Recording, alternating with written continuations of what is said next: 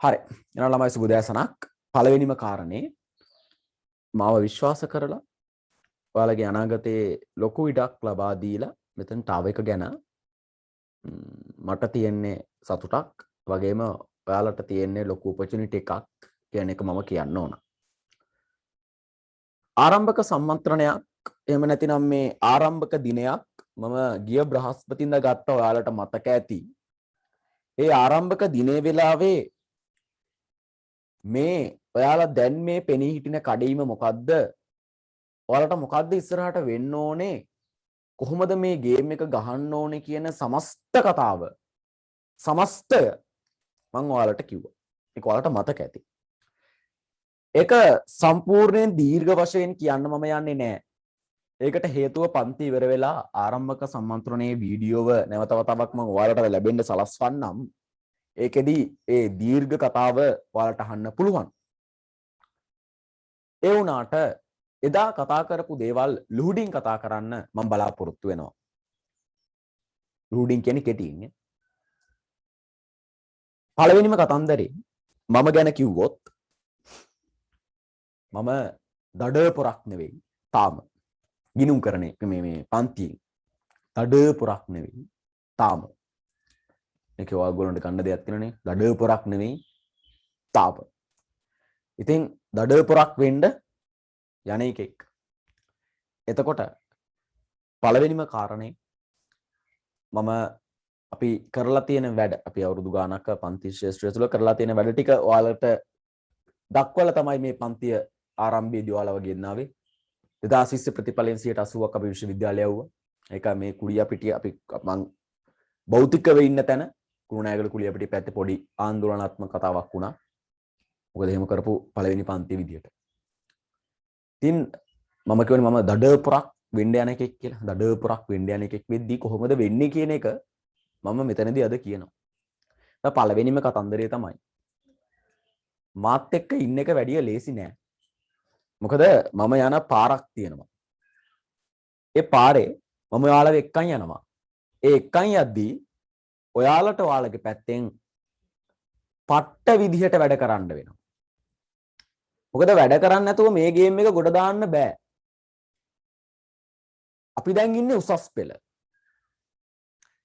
ඔයගොල්ලෝ ලිව්ව විභාග තුනක් මම මේක එදා කිව්වා. O level ලිව්වා, ඊට කලින් ශිෂ්‍යත්වය ලිව්වා, ඊට කලින් A level ලිව්වා. ඊට කලින් A level ලියන්න A level ලියලා තියෙනනේ. ගොන් කතා කියන්න බෑ. ශිෂ්‍යත්වය සහ O level මින් පස්සේ අදාළ වෙන්නේ නැහැ. මේ දෙක ආය කිසිම වෙලාවක අපේ ජීවිතයට බලපෑමක් කරන්නේ නැහැ.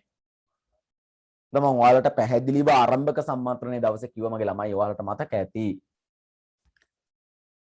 O level වලට ඒ 9 ගත් එක A level fail නම් උගෙන් ඇති වැඩක් නෑ කියන කතන්දරේ කිව්ව මතක ඇති. ඉතින් හොඳට මතක තියාගන්න මේක තමයි විභාගේ මේකට තමයි ඔයාලා මුහුණ දෙන්නේ. මේකට මුහුණ දෙද්දී ඔයාලගේ ප්‍රධාන කඩයිමක් වන ගිනුම්කරණය විෂය ගොඩ දා ගන්න ලොකු හීන ටිකක් අරන් තමයි මෙතනට අවිල්ලා ඉන්නේ. ඒ හීන ටික මම මෙන්න මේ විදිහට පොඩ්ඩක් දිගාරිනවා. හොඳට බලාගෙන ඉන්න. පළවෙනිම කාරණේ ආරම්භක සම්මන්ත්‍රණ දවසේ මේ ටික කිව්වට මම මේ ටික කියන්න අදත් පොඩ්ඩක් වෙලා වෙන් කරගන්නවා. දැන් හොඳට ඒ ටික අහගන්න. ඕනම තැනකට ගියාට පස්සේ එතනට යන්න හීනයක් තියෙනවා. එතනට යන්න පාරක් තියෙනවා. දැන් අපි කතා කරොත් එහෙම ඔයගොල්ලෝ අගෝස්තු මාසේ විභාගෙ ලියද්දී හොඳට මතක තියාගන්න මොකද්ද? ඔයාලට කොච්චර පාඩම් ප්‍රමාණයක් ගිනුම්කරණය කියන විෂයේ කරන්න වෙනවද? දැන් සමහර ළමයි ඉන්නවා 2021 එහෙම අයියලා අක්කලා ඉන්නවා නම් ඔයාලා නිකන් අහලා බලන්න. මේ ගිනුම්කරණේ පාඩම් කීයක් තියෙනවද? බහුතරය දන්නේ නැහැ. මොකද අච්චුපතක් එන්නේ නැහනේ. O level කාලේ දන්නවා. අච්චුපත එනවනේ. දැන් දන්නේ නෑ ගුරුවත් පොතක් බලන්නේ නෑ. ඔහේ ගුරුවරයා කියන දේ ටියුට් එකයි අරගෙන ඉගෙනගෙන ඔහේ ඉන්නවා. ඒක එක අතකින් නියාමනය කරන එකාගේ වැරද්ද, අනිත් අතෙන් ඉගෙන ගන්න එකාගේ වැරද්ද. හොඳට මතක තියාගන්න. මොකක් කරන්න ඕනද? අපි හොඳ සැලසුමකට අනුව වැඩ කරන්න ඕන. ඒක මම ඔයාලට කියලා දෙනවා සහ ඔයාලට උගන්වනවා. එතකොට අපි මේ අගෝස්තු මාස විභාගෙ ලියද්දී පාඩම් 16 ඉගෙනගෙන තියෙන්න ඕන. 1 2 3 4 5 6 7 8 9 10 11 12 13 14 15 16 පාඩම් 16යි. එක පුතේ ගිණුම් කරන හැඳින්වීම අද පටන් ගන්න එක. 2 ගිණුම් කරන සමීකරණ, 3 දීත්ව සටහන්, 4 මූලික සටහන් පොත්, 5 සංකල්ප, 6 කේවල ස්වාමි ගිණුම්, 7 නිෂ්පාදන ගිණුම්, 8 ලාභ අරමුණු කර නොගත් ව්‍යාපාර, 9 අසම්පූර්ණ වාර්තා, 10 හවුල් ව්‍යාපාර, 11 ප්‍රමිත, 12 සමාගම්, 13 14 15 16 කළමනාකරන ගිණුම් කරන්නේ පාඩම් 4. ඉතින් ඔය පිළිවෙලට පළවෙනි පාඩමේ ඉඳලා අන්තිම පාඩම වෙනකන් අපි කතා කරනවා. ඉතින් හොඳට මතක තියාගන්න. දැන් මම කිව්වනේ මේ අපි යන්නේ දඩ ගමනක් කියලා. ඒ අද්දි මේ හැම එකක්ම අපි ලකුණු කරගෙන සැලසුමකට අනුව යනවා. දැන් සැලසුම් පොත ඔයාලට එනවා. ඒ සැලසුම් පොතේ පාඩම් 16 නෝට් එක තියෙනවද? මේක ගැන අවබෝධය තියෙනවද? අපි වැඩ පොතක් කරනවා ඒක කරාද?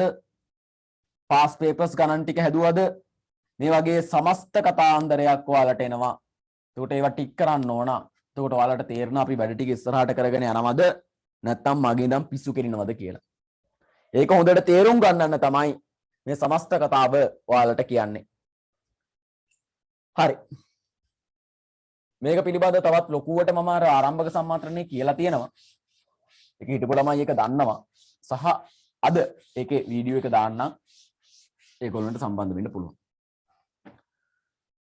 ඊළඟ කතන්දරේ.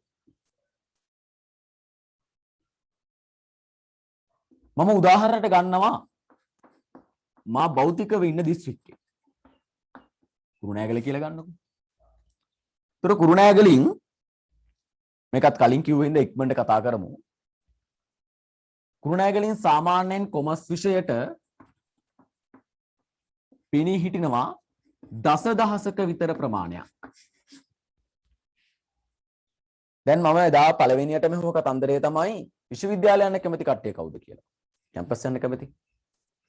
ඒතර කැම්පස් යන්න නම් අපිට දඩ වැඩ කොටසක් කරන්න වෙනවා කියන එක ඔයාලගේ හිතේ තියෙන දෙයක්, ඔයාලා දන්න දෙයක්.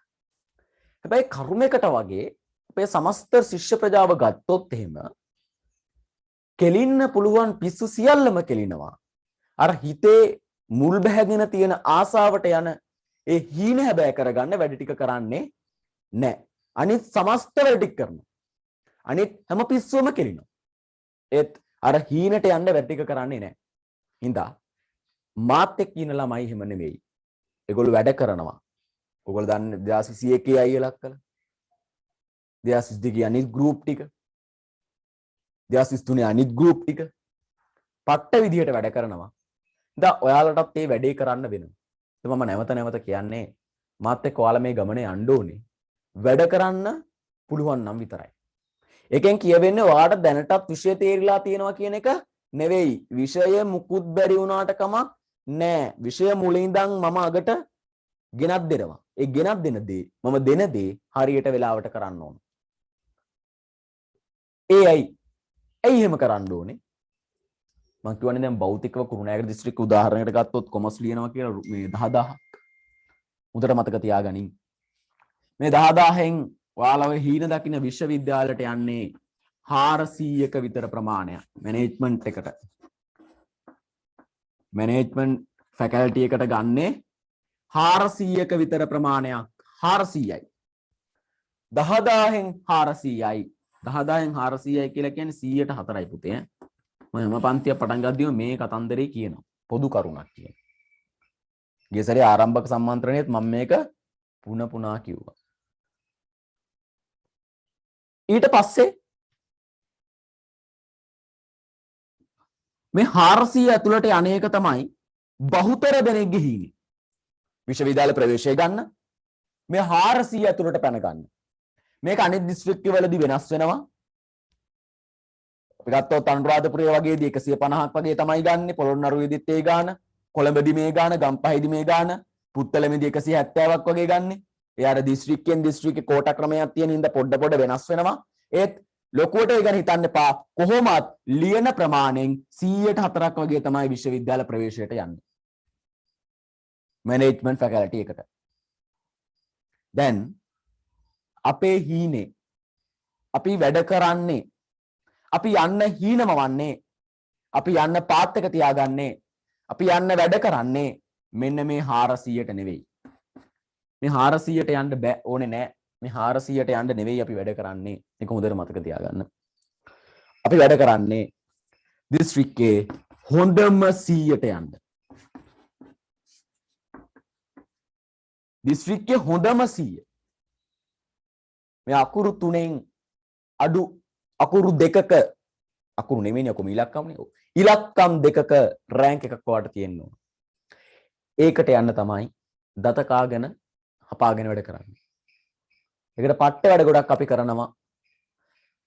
පටන් ගත්ත මුල් දවසේ ඉඳලා අග දවසට ඒක අපි નિયમિત පරිදි සැලසුම් සහගතව කරනවා. හරි එහින්දා මගේ ගමන මේ මම යන්නේ මම ඔයාලා වරන් යන්නේ දිස්ත්‍රික්කේ හොඳම 100ට. දැන් මේ 100ට යන හීනේ පවල් කොළඹ ජපුර වයඹ කැලණි මේ කියන ප්‍රධාන පෙළේ විශ්වවිද්‍යාල ටිකට ගෙනihin දාන්න තමයි අපේ හීනේ. ඒ හීනයට අපි වැඩ කරනවා. පැහැදිලිනේ. ඉතින් ඒ හින්දා මම ආයෙ කියන්නේ මේන් අපි යන තැන මේකට යන්න ගිනුම් කරන්නේ අකුරක්වත් දන්නේ නැති තේරෙන්නේ නැති එකෙක්ට වුණත් මම මේකව ගිහින් දානවා. හැබැයි මම සර්ව බලධාරී දෙයියෝ නෙවෙයි. මම සර්ව බලධාරී දෙයියෙක් නෙවෙයි මම. මේකට යන්න මම කියන වැඩ ටික කරන්න ඕන. පට්ට කම්මැලිකමේ ගොන් 70 වගේ ඉඳලා මේ වැඩේ කරන්න බෑ. ඒ තමයි පළවෙනිම කතාව. ඒ හින්දා උදේ 6ට නැගිටලා පාන්දර 11ට මේ පාන්දර නෙමෙයි කුරෑ 11ට නිදාගෙන ආය පාන්දර 3ට නැගිටලා ආය රෑ 11ට නිදාගෙන පාඩම් කරපන් කියලා නෙවෙයි කියන්නේ. පට්ට සැලසුමකට අනුව වැඩ කරපන් කියලායි කියන්නේ. මොකක්ද මේ සැලසුම? ඒ සැලසුම මම ඔයාලට කියනවා. ඒ හින්දා මම නැවත කියන්නේ මෙන්න මෙතනට යන්න වැඩ කරන්න ආසකෙක් විතරක් ඉන්න. මොකද මම මෙතනට යන්න පට්ට විදියට වැඩ කරනවා. මට ඕනේ මෙන්න මෙතනට ඔයාලව ගෙනihin දාන්න. මට එකෙක් හිටියානම් ඇති. මොකද මට ඕනේ රෑන්ක් හදන්න මිසක් ඒ බිහි කරන්න නෙමෙයි. දැන් ඔය දඩ පන්ති ඔය 1500 2000 දාලා දඩ පන්ති කරනකොට නිකමට බලන්න මේ රිසර්ච් ෂීට් එකක් ගහනකොට රිසර්ච් ෂීට් එකක් ගහනවනේ ඔහම ලොකු පත්‍රිකාවක්. ඒකේ සමත් වෙලා ඉන්න කට්ටියගේ නම් ඔක්කොම තියෙනවා. එන්න පත්‍රිකාවක් මෙච්චරක් විතර තිබෙනවා. ඒතර 2000ක් වගේ ඉන්න පන්තියක සමත් වෙලා තියෙන ප්‍රතිශතය තියෙන්නේ නැත්නම් සමත් වෙලා තියෙන නම් ලයිස්තුව තියෙන්නේ 150ක් වගේ. ඒතර ඉතුරු 1850ට මොකද වුනේ? දැන් මේ ඒ අර පොඩ්ඩක් 2000ක් වගේ දාගත්තා නම් අපි ඕන දෙයක් කරපුවාම එකෙන් 150ක විතර පාස් වෙලා දෙන්නේ තුන්දෙනෙක් රෑන්ක් දාන. දැන් ඒ මෙව්ව එකට අර මෙව්ව එක දෙකලා අඩෝ පට්ට නේද කියලා 2000ක් විතර එතනට ගිහිල්ලා 1850ක් අනාථ වෙනවා. මොකද මෙතන 10000න් 400 නම් කැම්පස් යන්නේ. හරිද? 9600ක් ගෙදර යන්න එපේ. ඒතකොට 9600ට කට්ටිය වැඳගෙන යනවා. 9600 ගොඩට වැටෙන්න. ඉතින් ඔයාලා 9600 ගොඩේ නවතින්න ඕන කෙනෙක් නම් වැඩ කරන්න ඕනේ නැහැ. අන්න එවනම් ආතල් එකේ ඉන්න පුළුවන්. ඒක ඔයාගේ කැමැත්ත. හැබැයි උඹ මාත් එක්ක මේ 100 ගොඩට එනවා නම් ඔබ වැඩ කරන්න ඕන. මම ඒකට කිව්වේ මේ මම 100 ගොඩට ගෙනihin දානවා. හැබැයි මම සර්ව බලධාරී දෙයියෝ නෙවෙයි. දෙන වැඩේ උඹ කරන්න ඕන. කරන්න නැත්නම් පෞද්ගලික හොයලා බලනවා. මොකද මට මගේ රිසල්ට් එක මෙතන ඉන්න ඕන. මගේ රිසල්ට් තියෙන්න බෑ B C ඒව බෑ. ඒ විතරයි. මොකද ඒකක් ගන්න අපි වැඩ කරනවා. වැඩ කරපු එකාට මේක එනවා. වැඩ කරන්නේ නැතුව ඩිගානට උන්ට තමයි මේ වයි. දැන් පළවෙනිම කාරණේ අපි වැඩ කරනවා. ඒ වැඩ කරන්න පුළුවන් එකෙක් විතරක් අපිත් එක්ක ඉතුරු වෙන්න. ඒක එකෙක් වුණාට මට කමක් නැහැ. මං ඒ එකාව ගෙනියනවා. දා වැඩ කරන්න පුළුවන් නම් විතරක් අපිත් එක්ක ඉතුරු වෙන්න. වැඩ කරන්න කියන එක හිතට ගන්න පුතේ. මම වැඩ කරනවා කියන එක හිතට ගන්න. ඒක මුල්ම අවස්ථාවේ හිතට ගන්න එක තරම් වෙන අවස්ථාවල හිතට ගැනීමක් නැහැ. පන්ති ආරම්භයේ සහ පන්ති ගලාගෙන යාමේදී මම ওই හැම එකක්ම ඔයාලා ළඟට ගේනවා. කොමස් කරලා අන්තිමට බල කරන්න ඕන මොනවද කියලා කියනවා තව ටික දවසක් ඇද්දි. විභාගීය වලට. දැන් හොඳට මතක තියාගනි. මම මගේ පැත්තෙන් වෙන්න ඕන දේ උපරිම කරනවා. ඒ කරන්නේ කොහොමද කියලා තමයි මම ඊළඟට කියලා දෙන්නේ. ඉතින් උඹලට තියෙන වැඩක් මේක ලස්සනට ගොඩ දාගන්න. මේක හරියට ගොඩ දාගන්න. මේක සැලසුමක් ඇතුව ගොඩ දාගන්න. මේක නියමයට ගොඩ දාගන්න. හැබැයි මෙතනට එන්න අකමැති උන් ආතල් එකේ ඉන්න ඕන උන් ස්ටේට්ස් දාගෙන පිස්සු කෙලින්න ඕන උන් ජීවිතේ ආතල් අරන් මේ අවුරුදු ටික ආතල් අරන් ඊළඟ ටික විදින්න ඕන මේ විඳවන්න ඕන උන් මෙතනින් ගියට කමක් නැහැ. හැබැයි මතක තියාගනින් අපිට අවුරුදු දෙකමාරක ටාගට් එකක් දීලා තියෙනවා විභාග ලියපන් කියලා. ඒ දෙකමාර ඇතුලේ අපට තියෙනවා ජීවිතයක් ගැට ගහ ගන්න. මේ දෙකමාරේ විතරයි අපි මාර විද්‍යාවට කට්ටක් කන්න ඕනේ. මේ දෙකමාරේ තමයි අපි ගේම් එකක් ගහන්න ඕනේ. අවුරුදු දෙකමාරයි. ඒ දෙකමාරෙන් පස්සේ උසස් පෙළ දීලා විශ්වවිද්‍යාලෙ ගියාපුවාම කෙලින්න පුළුවන් පිස්සු ගන්න පුළුවන් නාතල් හැම එකක්ම ගන්න පුළුවන්. ඒකට යන්න දෙකමාරක් වැඩ කරන්න ඕන. ඒ වැඩ කරන දෙකමාරේ කොහොමද වැඩ කරන්න කියන එක මම වරින් වර කියනවා. දැන් අපි දිස්ත්‍රික්කේ හොඳම 100ට යන්න නම් කටින් බතල හිටවලා හරියන්නේ නෑ. ඒකට වැඩ කරන්න ඕන. කොහොමද? පළවෙනිම කාරණේ ඔයාලට හැම පාඩමකටම ටියුට් එක එනවා. හැම පාඩමකට ටියුට් එක එනවා. දැන් ඔන්ලයින් කාලෙදි ටියුට් එක ගන්න කොහොමද? ටියුට් එක ආකාර 3කට ගන්න පුළුවන්. ඒක ඔයාලගේ ගෲප් වල දක්වලා තියෙනවා. ආයතනයකින් තියෙන ආයතන ටිකේ නම් ටික තියෙනවා ආයතන වලින් ගන්න පුළුවන්. නැත්නම් ගෙදරට ගෙන්න ගන්න පුළුවන්. එහෙමත් නැතිනම් PDF එක දානවා ඔයාලට print out එකක් ගන්න පුළුවන්. print out එකක් අරගෙන පාඩම් ටික ලස්සනට පෙළ ගස්සගෙන ඔයාලා තියාගන්න. මොකද ආයතනයක් ළඟට ගිහලා ගන්න පුළුවන් එකෙක්ට ඒක ගන්න එක ප්‍රශ්නයක් නෑ. නමුත් අර කුරියර් කරන එකක් දීලා ගෙන්න ගන්නකොට ඒ සල්ලිත් තියෙනවා. මේ ගාස්තුවක් යනවා. ඉතින් ඔයාලට හරි ලේසි මේ print out එකක් ගන්න එක. පොතක් දෙන්නේ නෑ ටියුට් එක දෙන්නේ පිටු 20ක විතර එකක්. ඒක print out එකක් ගන්න එච්චර ගාණක් යන රුපියල් 150ක්. ඒක print out එකක් අරගෙන තියාගත්තා නම් ඔයාලට ඒක පහසුම විදිය. හැබැයි ඔයාලා කැමති නම් ටියුට් එක ගෙන ගන්න අර ක්‍රම තුනට වැඩේ කරගන්න පුළුවන් මේක දක්වලා තියෙනවා. දෙවෙනි එක තමයි හැම පාඩමකටම වැඩ ඒකක ප්‍රශ්න පත්‍ර ඒ වගේම තමයි පසුගිය විභාග ප්‍රශ්න පත්‍ර ටික එනවා. ඒ ටික මම දාලා මෙන්න මේ දිනයට පෙර මට ලබා දෙන්න කියලා දැම්මහම ඒ දිනයට පෙර දෙන්න ඕන. නැත්තම් මම ටිකක් යකා වෙනවා. ඔය පරණ ඔය සීකේල් අයියලා අක්කලා හැම පන්තින උන්නම් අහන්න මොකද වෙන්නේ කියලා එහෙම වුණාම ඉඳන් මේ වැඩ තියෙන්න ඕන. මම මේ අද ප්‍රශ්න 1000ක් දාලා හෙට දියන් කියලා කියන්නේ නෑ. ඒකට નિયમિત දවසක් දෙනවා. හරීම පොඩි වෙලාවක් තමයි දවසට වැඩ කරන්න ඕනේ හරියට. අපි අර තැනකට යන්න නම් මේ දිස්ත්‍රික්කේ 100 අතරට එනවා කියලා බයිලා ගහන්න නම් වැඩ කරන්න එපේ.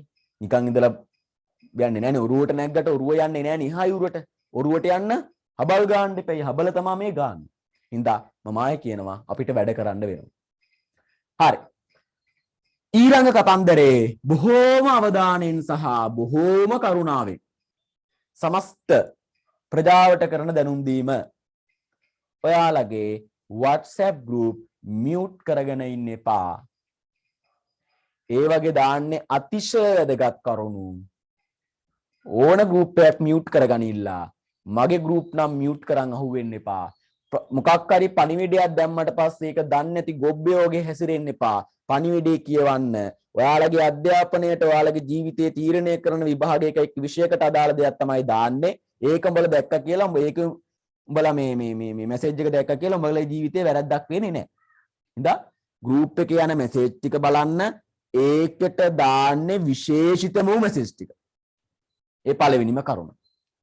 අනිත් එක තමයි ඔය ඔක්කොටම වඩා වැදගත් දේ වෙබ්සයිට් එකේ රෙජිස්ටර් වෙන එක. ඒක හරිම ලේසි වැඩක්. හරිද? මේ වෙබ්සයිට් එක රෙජිස්ටර් වෙන එක.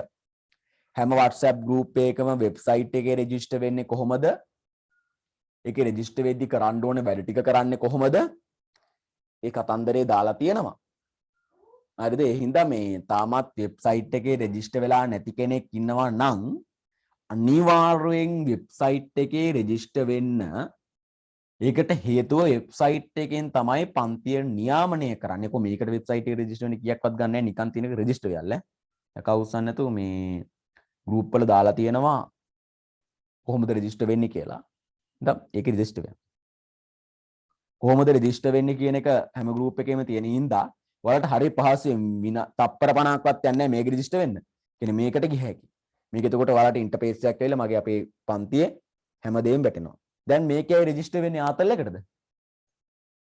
gimhantenno.class.lk එකේ රෙජිස්ටර් වෙන්නේ ආතල් එකටද? නෑ. ඔයාලට ඔන්ලයින් කාලේ ගන්න පුළුවන් පට්ට වාසියක් තියෙනවා. ඔන්ලයින් කාලේ ගන්න පුළුවන් පට්ට වාසියක් තියෙනවා. මොකද්ද පුතේ වාසිය? දැන් අද එකෙක්ට ලයිව් ක්ලාස් එකට එන්න බැරි වුණා. එක්කෝ විදුලි විසන්ධීමක් වෙන්න පුළුවන්. දැන් ඊයේ දවසම විදුලි විසන්ධි වීම ගණනාවක් තිබ්බා. සමහර පන්ති වෙනස් කරන්න වුණා. කියන්නේ මගේ පැත්තෙන් ගත්තොත් එතකොට ඒ වගේ ඒවා අපිට අත්දකින්න පුළුවන්. ඔයාලටත් සාමාන්‍ය ජීවිතේ ඒවා අත්දකින්න වෙනවා. නැත්තම් මොකක් හරි අසනීපයක් වෙනවා. නැත්තම් මොකක් හරි ප්‍රශ්නයක් වෙලා පන්තියේ ඒ වෙලාවට ඉන්න බැරි වෙනවා. එතකොට හැම ක්ලාස් එකකම ලයිව් දැන් මේ යන අද දවසින් අදත් එහෙමයි. අද එකක් තියෙනවා.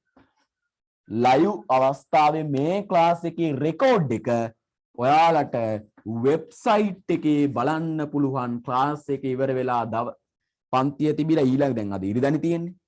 සඳුදා හෝ අඟහරුවාදා ඒක වෙබ්සයිට් එකට වැටෙනවා. වැටුණාට පස්සේ ඔයාලගේ WhatsApp group එකට මැසේජ් එක එනවා වැටුණා බලන්න පුළුවන් කියලා. ලයිව් ක්ලාස් එකේ හිටපු එකෙක්ට වුණත් ඒක බලන්න පුළුවන්. රෙකෝඩ් එක බලන්න පුළුවන් එකේ වාසිය තියෙන ගණනාව තමයි 1 ලයිව් ක්ලාස් එකේ ඉන්න උන්ටත් බැලිය හැකි. පන්තියේ මොකක් හරි ප්‍රශ්නයක් කළා සහභාගී වෙන්න බැරි වුණු උන්ටත් බැලිය හැකි. වාසිය තමයි ඔයාට යම් විෂය කරුණක් මගහැරෙද්දී ඒක දසදහස් වාරයක් බලලා ආයෙ තේරුම් ගන්න පුළුවන්. අර පන්තියේන එක මිස් වුණා නම් ආයෙ රෙකෝඩ් එක බලන්න පුළුවන්. ඒ හින්දා කවර කවමදාවත් පන්තිය මිස් වෙන්නේ නැහැ. අර රෙකෝඩ් එක බලන්න පුළුවන් පන්තියේ දවස සහභාගී වුන් නැති වුණාට. හැබැයි පුතෝ බොහෝම අවධානයෙන් කියන්නේ ලයිව් ක්ලාස් එකට එන්න වෙලාව තිබිලා එන්න නැතුව ඉඳලා අහුවෙන්න එපා. මොකද එහෙමුන් එපා කියලා. sorry. එහෙමුන් එපා කියලා. එහෙම නිකන් මේ පට්ට කම්මැලි හැත්තක් නම් එපා. වැඩ කරන්න ඕන එකෙක් විතරයි ඕනේ. දවසේ පැය 24න් වැඩ කරන්න කියනවා නෙවෙයි. සමහරට ඒ දවස් එක දවසක වැඩ කරන්න ඕනෙත් නැති. හරි ටාගට් එකට වැඩ කරන්නයි ඕනේ. හරි. ඉඳා ලයිව් ක්ලාස් එකට සම්බන්ධ වෙන්න පුළුවන්කම තියෙද්දි රෙකෝඩ් බලන්න උඩ දාගෙන නිදා ගන්න එපා. එහෙම කරලා නම් අවු වෙන්න එපා. ලයිව් එකට එන්න පුළුවන් නම් ලයිව් එකට එන්න ඕන. බැරි වුණොත් තමයි රෙකෝඩ් එක බලන්න වෙන්නේ. ලයිව් එකට ඇවිල්ලා රෙකෝඩ් එක බලන්න පුළුවන්. හැම එකාගෙම වැටෙනවා රෙකෝඩ් එක.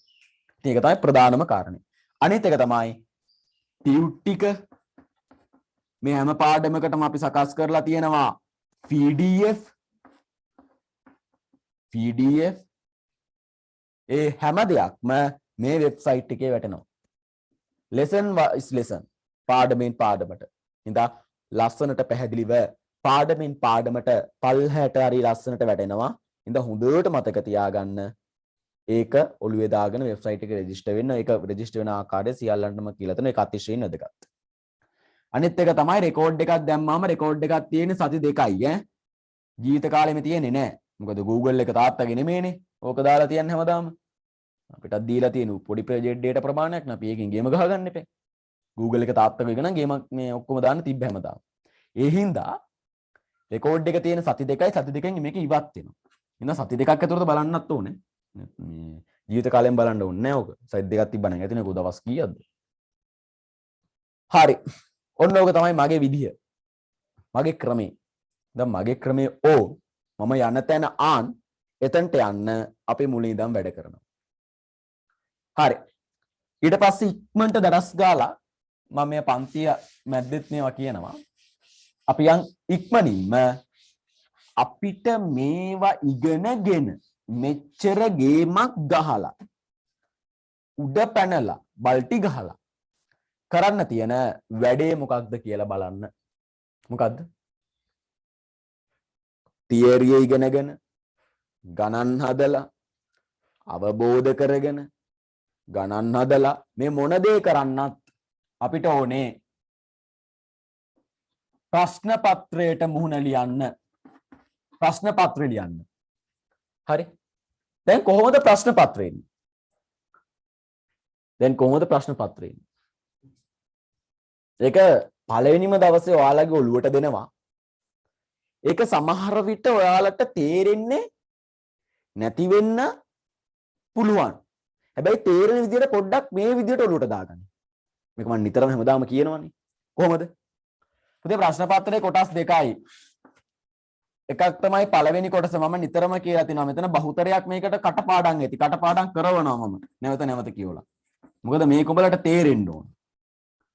ඉක්මනට බලමු. පළවෙනි ප්‍රශ්න පත්‍රයේ දෙවෙනි ප්‍රශ්න පත්‍රයේ. පළවෙනි ප්‍රශ්න පත්‍රයේට පැය 2යි. දෙවෙනි ප්‍රශ්න පත්‍රයේට පැය 3යි. කාල කළමනාකරණය කියලා කියන්නේ ගිණුම්කරණයේ ප්‍රධානම දෙයක්. ඒක ඉගෙන ගන්නවා අපි කොහොමද කරන්නේ කියලා. ඒක පස්සේ බලමු. පළවෙනි ප්‍රශ්න පත්‍රයේ MCQ 30කුයි කෙටි ප්‍රශ්න 20කුයි අන්තර්ගත වෙනවා. දෙවෙනි ප්‍රශ්න පත්‍රයේ ව්‍යුහගත රචනා ප්‍රශ්න 6ක් දීලා 5ක් ලියපන් කියලා අපිට කියනවා. දැන් මේක හොඳට අහගන්න. ලෝකේ තියෙන මම එදත් කිව්වා. අමාරුම විෂයන් ගත්තොත් ඒකේ උඩින්ම තියෙන විෂයක් තමයි ගිණුම්කරණය කියන විෂය. ලෝකේ තියෙන අමාරුම විෂයක් ගත්තොත් ඒකේ පට්ට උඩින් තියෙන විෂය තමයි ගිණුම්කරණය කියන විෂය. බය වෙන්න එපා දැන්. හැබැයි ලංකාවේ උසස් පෙළ සීමාවට එච්චර අමාරු වෙන්නේ නැහැ. උඩින් බලන මොන්ඩිසෝරි වැඩ ටිකක් තියෙන්නේ. ඒ හින්දා උසස් පෙළ ගිණුම්කරණේ පට්ට ලේසි. ඊටත් වඩා උසස් පෙළ ගිණුම්කරණේ ඔයාට හම්බෙන ප්‍රශ්න පත්‍රේ පට්ටම ලේසි. හැබැයි උඹලට පට්ට ලේසි ප්‍රශ්න පත්‍රයක් හම්බුණා කියලා කවදා හරි ඒ ලෙවල් වලට ඕකේ ඒකක් අරගෙන ඒකත් එක්ක රස්සාවට යද්දි රස්සාවේ බලන එකාවත් විශේෂයෙන්ම පිටරට ගිහිල්ලා දැන් ලංකාවේ ඒ ලෙවල් කියලා කියන්නේ ලෝකේ අමාරුම ස්කූල්ෂිප් වල තියෙන විභාග අංක 3න් එකක් කියලා ලෝකෙ පිළිගන්නවනේ. ඔය ලංකාවේ ඒ ලෙවල් රිසල්ට් එක ලෝකෙ පිළිගන්නවනේ. ලංකාවේ රජයේ කැම්පස් වල දෙන ඩිග්‍රී එක වැඳලා පිළිගන්නවනේ. ගවර්න්මන්ට් යුනිවර්සිටි ටික BSc ටික. ඒ තරම් අපේ වැලියු එකක් තියෙනවනේ. එක්කෙනෙක් කියන්නේ මෙච්චර වැඩ කරලා ඵලයන් කියලා එතනට. එතනට යන්න නිදාස් අධ්‍යාපනය දීලා මෙච්චර උගන්නලා වැඩ කරෝලා එතනට යන්න බැරි එකේ කාලකන්ණිය කියලා කියන්නේ ඒකනේ. උට ඕනකමක් නැතිනම් දනු යන්නේ නැත්තේ. ඉතින් වලට කාලකන්ණි වෙන්න එපා කියන්නේ මම. හරිද? එන්නේ ඒ වගේ එතකොට මතක තියාගන්න. හරිද? ඒ වගේ ලේසි විෂයකට ඒකක් දානවා කියද්දී ඔයාට තියෙන වැලියු එක. අනිත් එක තමයි මම එදා කිව්වා වෘත්තීය විභාග හැම එකකටම ගිණුම්කරණය කියන විෂය ඕන. හැම එකකටම ඒ හින්දා ගිණුම්කරණය කියන එක ඉගෙන ගැනීම අතිශය වැදගත් දෙයක්. එතකොට මම කිව්ව එකක් තමයි දැන් ගිණුම්කරණ ප්‍රශ්න පත්‍රය තමයි ලේසිම ප්‍රශ්න පත්‍රය කියලා. ඔව් ඇත්ත. ඇයි ඒ? දැන් ඕනනම් ඔයාලගේ විභාගේන ප්‍රශ්න පත්‍රය මම මෙහෙම කියන්නේ. බහුතරයක් දන්නා මේ කතාව. ඔයාලගේ විභාගයේ දෙවෙනි කොටසේ පළවෙනි ප්‍රශ්නේ අනිවාර්යෙන් සමාගම්. දෙක මේකෙන් පස්සේ ඒවා වෙනස් වෙන්න පුළුවන් ප්‍රශ්න අංකේ. හැබැයි අනිවාර්යෙන් තියෙනවා. හවුල්. පාලන ගිණුම්. මේ මොනවද කියලා ඔයාලා දැනම දන්නේ. මේවා තමයි අපි පට්ට ගහ කරන්නේ. මුදල් ප්‍රවාහ ප්‍රකාශ. ලාභ අරමුණු කර නොගත් ව්‍යාපාර. සමීකරණ. ඊළඟට කළමනාකරණ ගිණුම්කරණේ කොටස් ටික. එතකොට ඉක්මනට බලන්න. මේවට වැඩ ගොඩක් තියෙනවා කරන්න. මම මේවා ඔය ප්‍රශ්න පත්‍ර විග්‍රහය කියන වීඩියෝ එකක කරලා තියෙනවා. ඒකත් ඔයාලට දාන්නම්. ඔයාලට ඒක බලන්න. ඒක දැනට තේරුම් නැතුණාට කමක් නැහැ. කවදාද දවසක තේරෙන්නේ. පළවෙනි කොටසෙත් එමු. දෙවෙනි කොටසේ පළවෙනි ප්‍රශ්නේ සමාගම් කියන එකත් හවුල් පාලන ගිණුම් මුදල් ප්‍රවාහ ලාභ අරමුණු කරනුගත් පාඩම් වලින් තාම ඉගෙනගෙන නැති වුණාට පාඩම් වල නම් සිංහල පුළුවන් නේ බලන්න. මෙන්න මේ පාඩම් ටික අනිවාර්යෙන් එනවා කියන එකත් විභාගෙට කප්පරක් දුර තියෙද්දි දැනටමත් උඹලා දන්නවා නම් ඕනකමක් තියෙන එක මේ පාඩම් ටික උගන්වන වෙලාවේ හොඳට අහගෙන ඉඳලා ගණන් 100ක් විතර හදලා මේ පාඩම ගොඩ දාගන්න නැද්ද? මේක එනවා කියලා ඌ දන්නවනම් එහෙනම් ගොඩ දාගන්න නැති එක මොනතරම් හද්ද කාලකන්ණියෙක්ද? ඒකනේ මම කියන්නේ. පට්ට ලේසි පේපරයක් මෝඩ වැඩ කරලා මේ පේපරේ අනා ගන්න එපා. ජීවිතේම කාලකන්ණි වෙනවා. මෙච්චර ලේසි එකක් ගොඩ දාගන්න බැරි වුණොත්. එහෙනම් සමාගම් ප්‍රශ්නයක් එනවා කියලා අදත් අපි දැනටමත් දන්නවා නම් සමාගම් ඉගෙන ගන්න වෙලාවේ ඒක හරියට ඉගෙනගෙන ගණන් 100ක් විතර හදලා මේක ගොඩ දාගන්න බැරි නම් හවුල් ගන්න බැරි නම් වැඩක් නැහැ. එහෙනම් අපි දැනටමත් දන්න මේ දේවල් ටික අපි කොහොම හරි සැලසුමකට අනුව ගොඩ දා ගන්න ඕන. කෙටි ප්‍රශ්න MCQ 30ට කෙටි ප්‍රශ්න 20ට කරන්න ඕන අද්භේත මම ඔයාලට කියනවා. ඒක ඔය මොකද්ද මේ ප්‍රශ්න පත්‍ර විග්‍රහයකෙත් අපි කතා කරා. ඒ හින්දා හොඳට මතක තියාගනින්. අපි යන්නේ දිස්ත්‍රික්ක හොඳම 100ට වැටෙන්න. ඉතින් මේ හැම එකකම රහස් තැන් ටික හොයාගෙන ඒවට වැඩ කරන ගමන් නෝට් එක පැහැදිලිව දාගෙන තියරිය පට්ටට අවබෝධ කරගෙන පට්ට විදිහට ගණන් හැදුවොත් මේක ගොඩ දාන්න පුළුවන් A+ එකකින්. දැන් මම එතනට එකයි යනවා. මාව සෙට් නැත්තම් අතහැරපල්ලා. හැබැයි ඉන්නේ කාව මම එතනට අරන් යනවා. හැබැයි පුතු පට්ට විදිහට වැඩ කරන්න වෙනවා. හරි. අපි මේ කතන්දර ඔක්කොමත් එක්ක මේ කතන්දර නවත්තන්නේ නැහැ. හැමදාම සති වල මේව අප්ඩේට් වෙනවා. මොකද උඹලගේ ඔළුවට දාන්න ඕන. ඔය ඔළුව කුරුවල් කරන්නේ නැතුව. ඉතින් මතක තියාගනි. අපි දැන් යනවා පළවෙනි පාඩමට.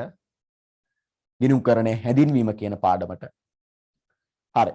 පළවෙනි පාඩමට යන්න කලින් මේකේ හා සම්බන්ධව මොනවා හරි ප්‍රශ්නයක් තියෙනවද ඔයාලට? නැත්තම් මේ කිව්ව දේවල් තේරුණාද? ප්‍රශ්න මොනවා හරි තියෙනවද කියලා කියන්න බලන්න. එතකොට ටියුට් එක සමහර විට ඔයාලගේ අතේ මේ මොහොත වෙනකොට නැතුව ඇති. මට ඔයාලට අර ක්‍රම තුන භාවිතා කරලා ටියුට් එක ගන්න පුළුවන්. PDF එක දාලා තියෙනවා. print out එකක් ගන්න පුළුවන් ඕන එක. හරිද? ටියුට් ඔක්කොම prints කරලා ඔක්කොම කරලා ඉවරයි. ඔයාලට ඕන නම් ගෙන්න ගන්න පුළුවන්. හරි. අනිත් කතන්දරේ. හරිද? ටියුට් එක නැති වුණාම ඔයාලා දැන් මේ තොත්ත බබාලා නෙවෙයිනි අතේ තියන නලවන. තොත්ත බබාලා නෙවෙයි. ඒ හින්දා මේ ටියුට් එක නැති කට්ටිය ටියුට් එක හම්බෙනකන් දැන් ටියුට් එක ස්ක්‍රීන් එකේ එහෙම දාන වෙලාවට ඒ નિયમિત උපමාතෘකා ලියාගෙන නෝට් එක ලස්සනට පිළිවෙලට පැහැදිලිව ලස්සනට දාගන්න. නෝට් එක ලස්සනට පිළිවෙලට දාගන්න. එතකොට ඔයාලට පුළුවන් මොනවා කරන්නද? ඒ ටික નિયમિત පරිදි පෙළගස්ස ගන්න ඉදිරියේදී. හරි નિયમિત පරිදි ඉදිරියේදී පෙළගස්ස ගන්න පුළුවන්. ඉඳා මේ ටියුට් එක හම්බුනාම නෝට් එක දාගන්න උනත් පුළුවන්. ඉඳා හරි පිළිවෙලට ලස්සනට නෝට් එක දාගන්න. නෝට් එක නොදා ඉන්න එපා. හරි. පළවෙනි පාඩම දැන් හොඳට මතක තියාගන්න අනිත් එක තමයි දැන් පාඩම් ඉගෙන ගද්දි අපි ඉන්නේ මොන පාඩමේද? අපි කරන්නේ කීවෙනි කොටසද? ඒ හැම දෙයක් පිළිබඳව හොඳ අවබෝධයක් තියෙන්න ඕන කියන එකත් මතක තියාගන්න. හරි. ඒවා මම පස්සේ කියනවා ඔයාලට. හරි. ඔක්කොම අමතක කරලා. ඇත්තටම මම මේ ගේම ගහනවා කියලා හිතලා. මොකද මේක ජීවිතේ තීරණාත්මක විභාගේ. ඔයාලා ඉස්කෝලේට ආවේ බෙන්ස් එකේද ඔයාලා ඉන්නේ බයිසිකලයේද ඒ සමාජ පරතරය වෙනස් කරන විභාගේ. දා ඒ විභාගේ ප්‍රධානම විෂය වන මේ විෂයේ පළවෙනි පාඩම ඉගෙන ගන්නයි යන්නේ. ගිණුම්කරණය හැදින්වීම. දැන් පුතේ මේ ඔයගොල්ලෝ ගිණුම්කරණය ඉගෙන ගන්නෙද්දී ගණන් හදන්න තියෙන ගිණුම් ගහන්න තියෙන ප්‍රකාශන පෙන්වන්න තියෙන විෂයක් කියලානේ පොඩ්ඩක් ඔයාලගේ හිතේ මැවිලා තියෙන්නේ. ඔව් එහෙම විෂයක් තමයි. හැබැයි පළවෙනි පාඩම ටිකක් වෙනස් වෙනවා. ඒක අනිත් පාඩම් වගේ ගණන් මතේ දුවන්න තියෙන පාඩමක් නෙවෙයි. තියරිමය පාර්ට් එකක් තියෙන පාඩමක්.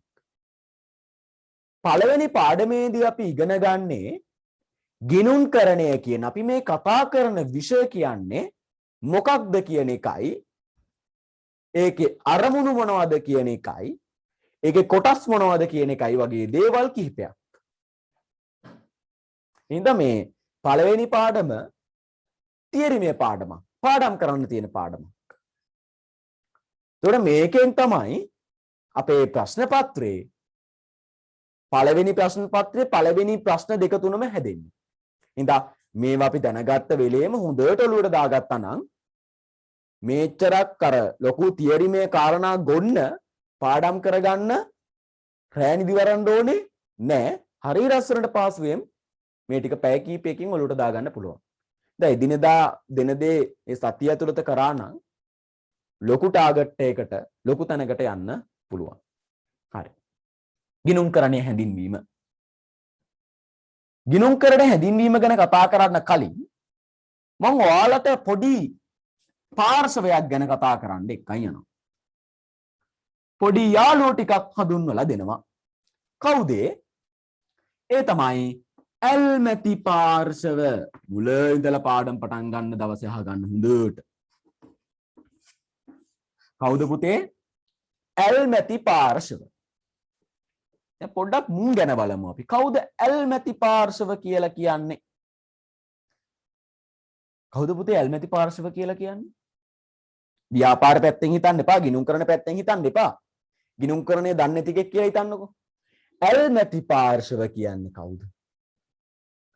සිංහල තේරුමෙන් නිකන් අපට එනවා ඇල්මක් දක්වන පාර්ශව වගේ. දැන් අපි ඔයාව ගත්තොත් උදාහරණෙට ඔයාට ඇල්මැති පාර්ශව කියලා කියන්නේ කවුද?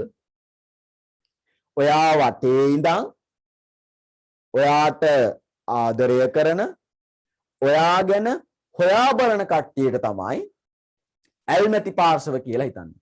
දැන් එහෙම කියද්දි තුඹලට මතක් වෙන එකා බලහන් පිටින් කාලකන්ණි නේ. ඇල්මැති පාර්ශව කියන්නේ කවුද? ඔයාලා වටේ ඉඳගෙන ඔයාලා ගැන හොයලා බලන පාර්ශවයන්ට. දැන් ඔයාලගේ ඇල්මැති පාර්ශවයන් කවුද එහෙනම්? බලපන් පළවෙනියට වෙන උදාහරණේ. මම දන්නව ඉන්නේ මොකක්ද කියලා. හරි. කවුද ඇත්තරම? අම්මා තාත්තා, ගුරුවරු, නෑදෑයෝ, මිත්‍රයෝ, එතනින් එහාට ගිහිල්ලා නේද? රජය උනුත් ඔයාලා ගැන හොයලා බලනවනේ. පෙළ පොත් ටික දෙනවා, දුන් ටික දෙනවා, ඉගෙන ගනින් කියනවා. පොලිසිය ඒ හැම දෙයක්ම ඔයාලා ගැන හොයලා බලනවනේ. ඉතින් ඔයාලා ගත්තොත් ඔයාලා වටේ තන්න ඒ වගේ ඇල්මැති ඔයාලට ඇල්මක් දක්වන පාර්ශවයන් ගණනාවක් ඉන්නවා. ආන්න ඒ වගේ ව්‍යාපාරවලටත් දැන් අපි කතා කරන්නේ ව්‍යාපාර ලෝකය ගැනනේ. ව්‍යාපාරවලටත් ඇල්මක් දක්වන පාර්ශවයන් ගණනාවක් ඉන්නවා. කවුද? මම දැන් අපි ෆිසිකලි හම්බෙලා හිටියා නම් මම එක එක්කෙනාගෙන් අහනවා ඔයාට දැනෙන විදිහට ව්‍යාපාරවල ඇල්මැති පාර්ශව කවුද කියලා. ඔයාට දැනෙන විදිහට. හැබැයි අපි දැන් ෆිසිකලි හම්බෙලා නැහැනේ. දා ඔයාලට පුළුවන් chat එකේ දාන්න ඕන. හරි. කවුද? එක්කෙනෙක් තමයි අයිතිකරු. දැන් අපි මේගොල්ලෝ කියන ගමන් කතා කරගෙන යන්නේ. අයිතිකරු. අයිතිකරු කියලා කියන්නේ කවුද? ව්‍යාපාරයක අයිතිය තියෙන කෙනා. මෙයා තමයි ව්‍යාපාරයට ප්‍රාග්ධනය ගේන්නේ. ප්‍රාග්ධනය කියන්නේ මොකක්ද? දැන් අලුත් වචන සමහර වෙලාවට මේ විෂය අලුතෙන් ඉගෙන ගන්න මනුස්සයින්ට අලුත් වචන එනවා. ඒවා අපි ටිකක් ඔලුවට දාගමු. ඉස්සරහට ওই වචන අපේ නෑදෑයෝ වගේ පට්ට විදිහට ළඟින් ඉන්නවා. මේ ළඟින් ඉන්න එකව දැනගන්න එපා ඉස්සරලා. මොකද පුතේ ප්‍රාග්ධනය කියලා කියන්නේ? ඕම් සරල උදාහරණයක් ගමු ඈ. අපි ගමේ නැත්තම් අපේ ගේ ඉස්සරහා කඩයක් දානවා. කඩේ දාද්දී අපි නිදාන්නේ. අපි කඩේට බඩු ගේන්න රුපියල් ලක්ෂයක් යොදවනවා. කඩේ විතරක් දැම්මට හරියන්නේ නැහනේ. කඩෙන් මිනිස්සු ඇවිල්ලා ගන්නේ බඩුනේ. බඩු කිව්වම කතයිනේ. භාණ්ඩනේ. දැන් භාණ්ඩ ගන්න භාණ්ඩ ගේන්න එපයි. භාණ්ඩ ගේන්න රුපියල් ලක්ෂයක් යොදවනවා. ආන්නේ යොදවන එකට තමයි ප්‍රාග්ධනය කියලා කියන්නේ. හොඳට අවබෝධ කරගන්න. ව්‍යාපාරයක් ආරම්භ කරද්දී ඒ ආරම්භ කරන අවස්ථාවේ හෝ ව්‍යාපාරය පවත්වගෙන යද්දී ව්‍යාපාරයේ කාලච්ඡේදයේ මැද්දෙන් හෝ අයිතිකාරයා විසින් යොදවන දේවල් අපි හඳුන්වනවා ප්‍රාග්ධනය කියලා. ඒ අපිට වන්ද නිර්වචන අපි ඉස්සරහට ලියා ගන්නවා දැනට ඔළුවට විතරක් දාගන්න.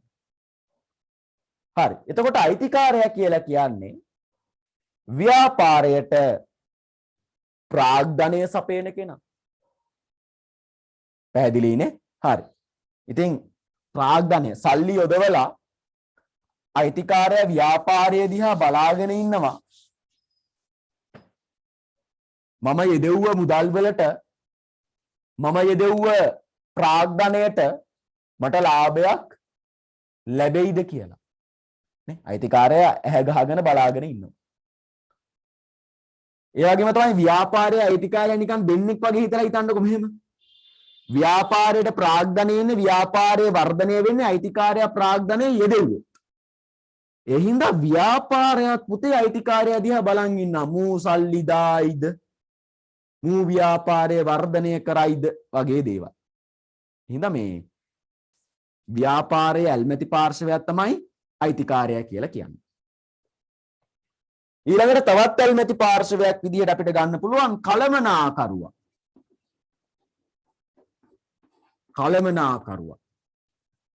කවුද පුතේ කළමනාකරුවා කියලා කියන්නේ? සමහර විට ව්‍යාපාරයේ අයිතිකාරයාම කළමනාකරුවා වෙන්න පුළුවන්. දැන් ඔය අපි දකින ගමේ කඩේ මුදලාලි විතරනේ ඉන්නේ. ඒකට මුදලාලි තමයි අයිතිකාරයයි කළමනාකරුවයි දෙන්නම. ඔය ව්‍යාපාර අධ්‍යයන විෂයන් වල පට්ට විදිහට කතා කරනවා. ඒකට කළමනාකරුවා කියලා කියන්නේ ඒ වගේම තමයි දැන් අපි ෆැක්ටරියක් දැම්මොත් එහෙම ගාමන්ට් ෆැක්ටරියක් හරි මොකක් හරි දැම්මොත් එහෙම ඒකේ අයිතිකාරයා උඩින් ඉද්දි කළමනාකරුවෝ රාශියක් ඉන්න පුළුවන්. ඒ වගේ ව්‍යාපාරයක් තියෙනවා. ව්‍යාපාර වෙනස් වෙනවනේ විව්වේ. එතකොට කොහොම හරි කළමනාකරුවා කියලා කියන්නේ ව්‍යාපාරයේ දියුණුවට තීරණ අරගෙන ඒ තීරණ ක්‍රියාත්මක කරන කෙනා හරියට ව්‍යාපාරයේ නායකයා වගේ. මේ කළමනාකරුවා ව්‍යාපාරයේ දිහා බලන් ඉන්නවා. Taman ගත්ත තීරණ හරිද? නේද? මම ගත්ත තීරණේ හරිද? නැත්තම් කෙලවිලාද? ඒ වගේම කළමනාකරුවා කියලා කියන්නේ පුතේ සේවකයෙක්නේ. ඒ සේවකයා එයාගේ රැකියාවේ සුරක්ෂිතතාව මට මේ දැන් මම කළමනාකරුවා විදියට සේවය කරන මේ ආයතනය කඩා වැටෙයිද? කඩා වැටුනොත් මේ කළමනාකරුවා ලෙෆ්ට්නේ. උට ඒක නැති වෙනවනේ. ඉතින් ඌ බලනවා මට මේ ව්‍යාපාරය තුල මගේ වෘත්තිය රැක ගන්න පුළුවන් වේවිද කියලා. ඉතින් කළමනාකරුවත් ව්‍යාපාරයේ කෙරෙහි පට්ට විදිහට සැලකිල්ලක් දක්වනවා. හරිද? ඉතින් කළමනාකරුවත් ව්‍යාපාරයේ ඇල්මැති පාර්ශවය. දැන් මේවා ලියා ගන්න ඕනද කියලා හිතන එකෙක්ට ලියන්න වෙලාවක් එනවා. දැන් හොඳට අහගන්න. ඔළුවට දාගන්න. මම ඔළුවට දාගන්න ඕනේ ඇයි කියලා පස්සේ කියලා දෙන්න ඕනේ. පාඩම් කරන විදිහම කියලා දෙන්න. ඊළඟට සේවකයා. තවත් හොඳ ඇල්මැති පාර්ශවයක් තමයි සේවකී. සේවකයෝ කියලා කියන්නේ කවුද? ඒක නම් අපි දන්නවනේ. ව්‍යාපාරයේ අභිවෘද්ධියට ව්‍යාපාරයේ පැවැත්මට තම කායික හෝ මානසික ශ්‍රමය යොදවන එක්කෙනාට අපි කියනවා සේවකයා කියලා. ඉතින් සේවකයා ව්‍යාපාරයට කරන්නේ සේවයක්. එතකොට රැකියාවක් කරද්දී මේ ව්‍යාපාරයෙන් තමයි සේවකයා වැටුප් ගන්නෙ. ඉතින් ඒ හින්දා සේවකයා හැම වෙලේම බලනවා මම වැටුප් ගන්න මේ ව්‍යාපාරය මට තව වැටුප් වැඩි වෙයිද? මගේ රැකියා ස්ථානේ නැත්තම් මට මේ උසස් වීමක් හම්බෙයිද? ඒ වගේ දේවල් සේවකයා නිරන්තරයෙන් බලනවා. හින්දා ව්‍යාපාරය කෙරෙහි සේවකයාත් ඇල්මක් දක්වලා ඇහැ ගහගෙන ඉන්නේ. හරි. තවත් පාර්ශවයක් තමයි ඇල්මැති පාර්ශවයක් සැපයුම්කරුවා. සැපයුම්කරුවා කියලා කියන්නේ කවුද? සැපයුම්කරුවා කියලා කියන්නේ කවුද? අපේ ව්‍යාපාරයේ අපි මොනවා හරි දෙයක් නිෂ්පාදනය කරන ව්‍යාපාරයක් කියලා හිතන්න. අපි හදනවා රබර් ටයර්. ටයර් හදන රබර් උනේ නැත්නම් ලී වලින් හදනනේ නේ? ටයර් හදනවා. සපත්තු හදන කම්පැනියක්. එතකොට අපිට ඒව හදන්න මොනවා ඕනද? රබර් ඕන. රබර් සපයන එකාට තමයි අපි සැපයුම්කරුවා කියලා කියන්නේ. දැන් අපි සේවකයෝ දාගෙන කළමනාකරුවෝ ලෑස්ති කරගෙන නිෂ්පාදනය කරන්න ඔක්කොම වැඩ ටික අරගෙන යන්ත්‍රයක් දාගෙන ඉද්දී රබර් දෙන එක රබර් දුන්නේ නැත්නම් අපිට නිෂ්පාදනය කරන්න බෑ. ඉතින් ඒ හින්දා සැපයුම්කරුවා කියලා කියන්නේ පට්ට විදිහට ව්‍යාපාරයකට වැදගත් එකෙක්. අර කඩේ උදාහරණෙම ගත්තොත් අපි ගේ ඉස්සරහා කඩයක් දානවා නම් ඒ කඩේ විකුණන්න බාණ්ඩ අපිට කොහෙන් හරි ගේන්න එනවා. මැගී නූඩ්ලස් පැකට් ගෙදර හදන්න බෑනේ. ඒක වෙන කොහෙන් හරි තොග ගන්න තැනකින් ගන්න වෙනවා. ඒ තොග ගන්න තැන තමයි සැපයුම්කරුවා කියලා කියන්නේ. ඉතින් ඌ නැත්තම් අපිට ව්‍යාපාර ගොඩනගා ගන්න බෑ. එතකොට සැපයුම්කරුවා ව්‍යාපාරය දිහා බලාගෙන ඉන්නවා.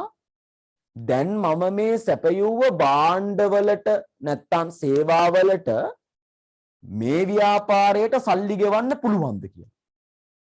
හින්දා සැපයුම්කරුවත් ව්‍යාපාරයේ ඇල්මැති පාර්ශවයක්. දැන් හැම වෙලේම හිතන්න මේ අපි ව්‍යාපාරයක් උදාහරණයක් ගද්දී ඒ ව්‍යාපාරයේ අයිතිකාරය ඔයා කියලා. ගානක එහෙම එද්දි ඒ ව්‍යාපාරයේ අයිතිකාරය මමයි කියලා හිතන්න. එතකොට හරිය ලේසියෙන් ගේම කොට දා ගන්න පුළුවන්. හරි. තවත් කවුද ඇල්මැති පාර්ශවයන් ඉන්න? කියන්න බලන්න පුතේ. ඔයාලා ගොඩක් කට්ටිය කියලා තිනවා. තවත් ඇල්මැති පාර්ශවයක් විදිහට අපිට ගන්න පුළුවන් පාරිභෝගිකයා. පාරිභෝගිකයා. පාරිභෝගිකයා කියන එක නම් ඔයාලා දන්නවනේ පොඩි කාලේ දන්න. අපි බහුතරයක් අතරින් ගත්තොත් අපි මේ සෙට් එකෙන් රංගන චරිතේ පාරිභෝගිකයානේ. පාරිභෝගිකය කියලා කියන්නේ ව්‍යාපාරයෙන් භාණ්ඩ ගන්න එක. හෝ සේවාව ලබා ගන්න එක. ඒතකොට පාරිභෝගිකයා බලන් ඉන්නවා ව්‍යාපාරය ගුණාත්මක දේවල් නිසි කලට දෙයිද කියලා. දැන් නිසි කලට දෙයිද කියලා කියන එකේ ලස්සන උදාහරණයක් මේ කාලේ ගත්ත හැකිනේ. ගෑස් කම්පැනිය ගෑස් දුන්න නැත්නම් පෝලිං වල ඉන්නේ පාරිභෝගිකයෝ. එතකොට උන් ගෑස් කම්පැනිය දිහා බලන් ඉන්නවා මුන් ඉක්මනට ගෑස් දෙයිද? පාරිභෝගිකයා බලන් ඉන්නවා ව්‍යාපාරය දිහා. සිමෙන්ති කම්පැනිය දිහා බලන් ඉන්නවා මුන් සිමෙන්ති දෙයිද? පාරිභෝගිකයා බලන් ඉන්නවා ව්‍යාපාරය දිහා. ඉතින් එහෙනම් මේ පාරිභෝගිකයාත් පුතේ ව්‍යාපාරය දිහා බලාගෙන ඉන්නවා. ද පාරිභෝගිකයාත් ව්‍යාපාරවලට ඇල්මැති පාර්ශවයක්. ඊළඟට තවත් ඇල්මැති පාර්ශවයක් විදිහට අපිට ගන්න පුළුවන් රජය. තවත් ඇල්මැති පාර්ශවයක් විදිහට අපිට ගන්න පුළුවන් කවුද? රජය. රජයත් ඇල්මැති පාර්ශවයක්ද? ඔව්නේ. කොහොමද ව්‍යාපාරවලට රජය ඇල්මැති පාර්ශවයක් වෙන්නේ?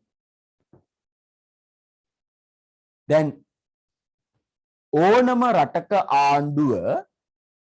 ආණ්ඩුවක් හරි කැමති ඒ රටේ ව්‍යාපාර දියුණු වෙනවට. ඇයි කැමති? ඒ රටේ ව්‍යාපාර තමයි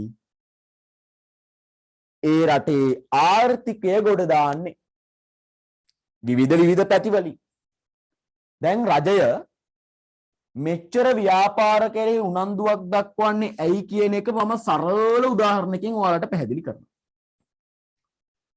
ඔයාලා අහලා තියෙනවද? රැකියා නියුක්තිය කියලා වචනයක්. මොකක්ද වචනේ? රැකියා නියුක්තිය. මේකේ අනිත් වචනේ තමයි රැකියා ව්‍යුක්තිය. දැන් අපිට අදාළ නෑ මේ වචන ගොඩක් වෙලාවට මේවා ඉන්නේ ඉකෝන් වල. එතකොට මොකක්ද පුතේ මේ රැකියා නියුක්තිය කියලා කියන්නේ? මොකක්ද මේ රැකියා නියුක්තිය කියලා කියන්නේ?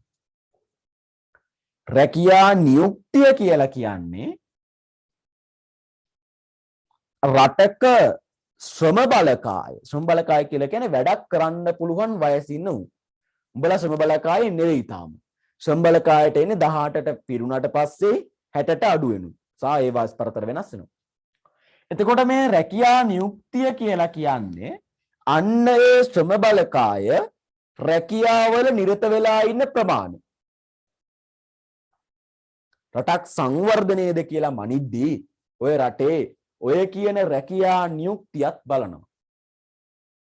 දැන් මම ඕක මෙන්න මේ වගේ සරල උදාහරණයකින් පැහැදිලි කරනවා. ගමේ කොල්ල පහක් ඉන්නවා. ගමේ කොල්ල 5 දෙනෙක් ඉන්නවා. හරිද? හිතන්න A B C D E කියලා කොල්ල 5ක් ඉන්නවා. මේ කොල්ල 5 දෙනාගෙන් දෙන්නෙක්ට රජය රස්සා හම්බෙනවා. අනිත් 3 දෙනාට ආනේ රස්සා නැහැ. දැන් මුන් දෙන්න රජේ රස්සා හම්බෙනවා. මුන් 3 දෙනාට නැහැ. එතකොට නිකන් රැකියා නියුක්තිය කීයද?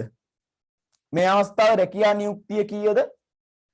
5ට 2යිනේ. 5න් දෙන්නයි රැකියාවල නිරත වෙන්නේ. ඉතින් රැකියා නියුක්තිය කියලා කියන්නේ රටක සංවර්ධනය මනින ඒකකයක් පට්ට විදිහට ආර්ථික විද්‍යාවේදී ඔයාලා ඉගෙන ගනීවි. ඉතින් මේ ඔය රැකියා නියුක්තිය 5ට 2ක් වගේ තියෙනවා නම් ඒ රට පට්ට දුබලයි. 3 දෙනෙක්ට රැකියාවක් නැහැ. ඇයි? මුන් 3 දෙනා කණ්ඩ බොන්න එපැයි. අඳින්න එපැයි. වැඩක් කරගන්න එපැයි.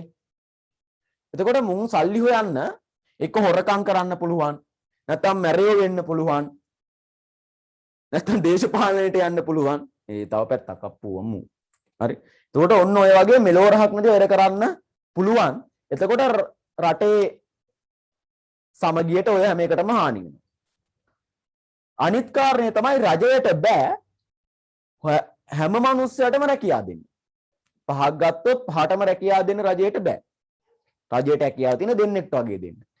එතකොට ලංකාවේ බහුතරයක් දෙනා කරන්නේ පෞද්ගලික රක්ෂා. පුද්ගලික සමාගමක් ඇවිල්ලා මේ 3 දෙනාට රැකියාව දෙනවා. දැන් 5 දෙනාගෙන් දෙන්නෙක්ට රජේ රැකියාව තියෙනවා. අනිත් 3 දෙනාට පුද්ගලික අංශ රැකියාව තියෙනවා. එතකොට දැන් රැකියා නියුක්තිය 5න් 5යි සමස්තයටම තියෙනවානේ. එතකොට රැකියා නියුක්තිය හොඳ ස්ථාවරයක නැත්තම් වර්ධනය කරගන්න උදව් කරේ ව්‍යාපාර. රටේ ජනතාවට රැකියාව දීලා. ඉතින් රජය හරි කැමති ව්‍යාපාර වර්ධනය වෙනවට. ඉතින් රජය හැම වෙලේම ඇහැ ගහගෙන ඉන්නවා ව්‍යාපාර වර්ධනය වෙනවද? ව්‍යාපාර නැගී හිටිනවද? බදු සහන දෙන්න ඕනේ කොයි වෙලේද? ණය සහන දෙන්න ඕනේ කොයි වෙලේද? ඒ වගේම කෙලින්නේ කොයි වෙලේද කියලාත් බලන් ඉන්න කොහමද? බදු ගහලා. බදු ආදායමත් එපයි. රටක ප්‍රධාන ආදායම බදු ආදායම. ඒකට බදු ගන්නවා සාමාන්‍යයෙන් ව්‍යාපාර වලින්. ඒ හින්දා මේ බදු ආදායම් ගන්නත් රජය ව්‍යාපාර කෙරෙහි ඇඟිලි ගහන් ඉන්නවා. ඉතින් ඔන්න ඔය කියන කරුණු මත රජය ව්‍යාපාරවල ඇල්මැති පාර්ශවයක් වෙනවා. හරි. ඊළඟට තවත් ඇල්මැති පාර්ශවයක් ගත්තොත් මූල්‍ය ආයතන. තවත් ඇල්මැති පාර්ශවයක් ගත්තොත් කවුරුද? මූල්‍ය ආයතන. මොනවද පුතේ මූල්‍ය ආයතන කියලා කියන්නේ? දැන් සමහර වෙලාවට ලියා ගන්න ඕන කියලා එතනවා පැත්තකින් ලියාගත්තට කමක් නැහැ. මම ලියන්න දෙන්නේ නැත්තේ ඒවත් කොහේ හරි තැනක එන හින්දා. හරිද? හැබැයි දැනටම ඒක ලියා ගන්න අවශ්‍යයි කියලා හිතලා ලියාගත්තට කමක් නැහැ. මොනවද පුතේ මූල්‍ය ආයතන කියලා කියන්නේ? මූල්‍ය ආයතන කියලා කියන්නේ ප්‍රධාන වශයෙන් බැංකු, ඒ වගේම රක්ෂණ සමාගම්, ඒ වගේම තැරවුකාර සමාගම්, ඒ වගේ ඒවා. එතකොට මූල්‍ය ආයතනත් ව්‍යාපාර කෙරෙහි හැගාගෙන ඉන්නවද? ඔව්නේ. ව්‍යාපාරනේ මේගොල්ලෝන්ගේ ණය ගන්නෙ. මූල්‍ය ආයතන වල ප්‍රධාන ව්‍යාපාර අවස්ථාව ණය දෙන එකනේ. ඉතින් මුන් ඇඟිලි ඇහැගහගෙන ඉන්නවා ව්‍යාපාර වලට ණය දෙන්න වගේම දුන්න ණය අය කර ගන්නත්. ඉතින් ඒ හින්දා මූල්‍ය ආයතන කියලා කියන්නේ ව්‍යාපාරවල ඇල්මැති පාර්ශවයක්. ඊළඟ ඇල්මැති පාර්ශවයක් විදිහට අපිට ගන්න පුළුවන් ප්‍රජාව.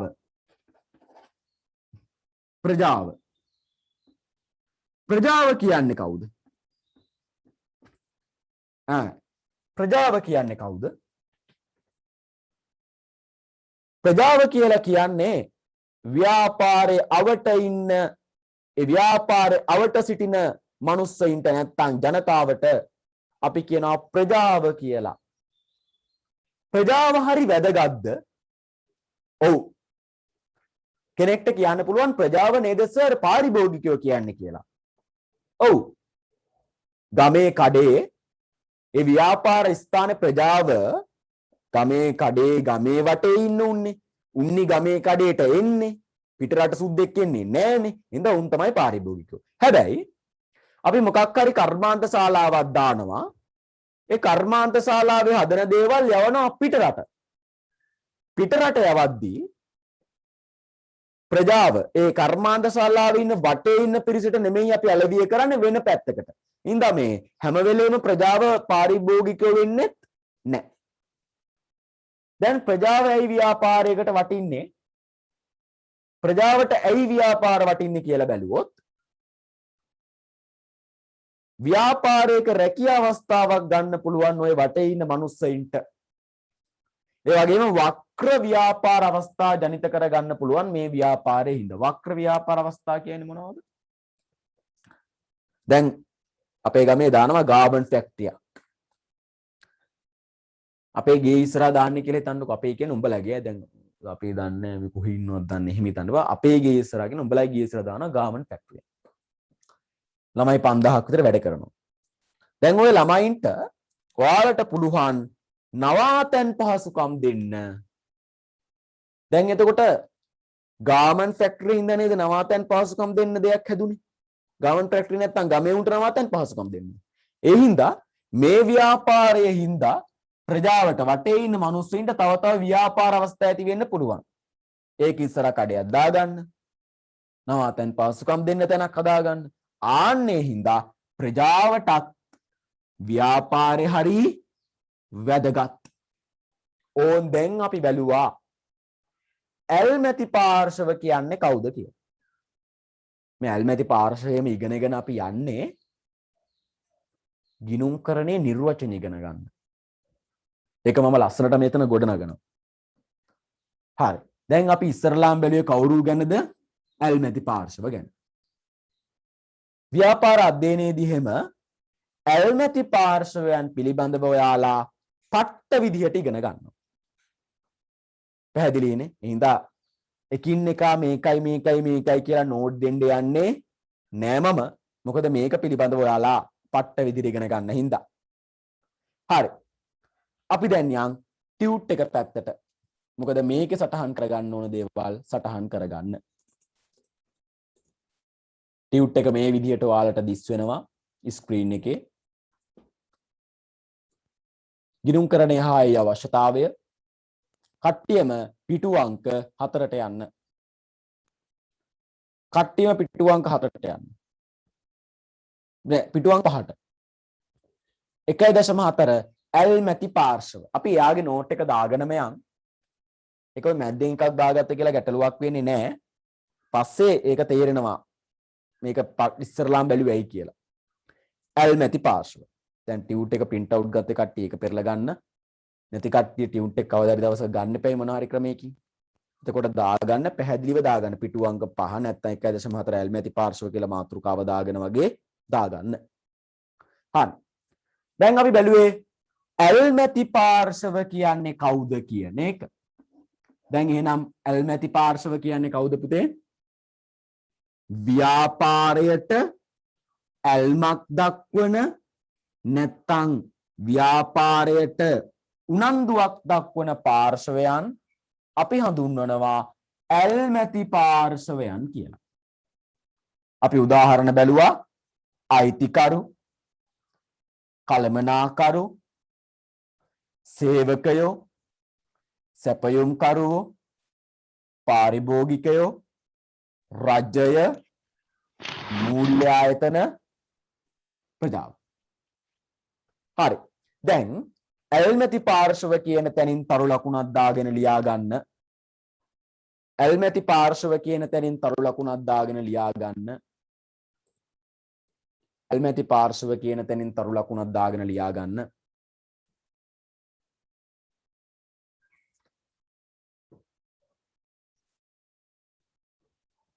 ව්‍යාපාරයට නැත්නම් ව්‍යාපාරික කටයුතු පිළිබඳ ව්‍යාපාරික කටයුතු පිළිබඳ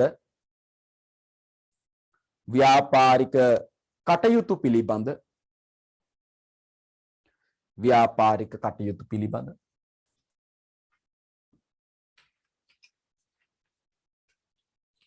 ව්‍යාපාරික කටයුතු පිළිබඳ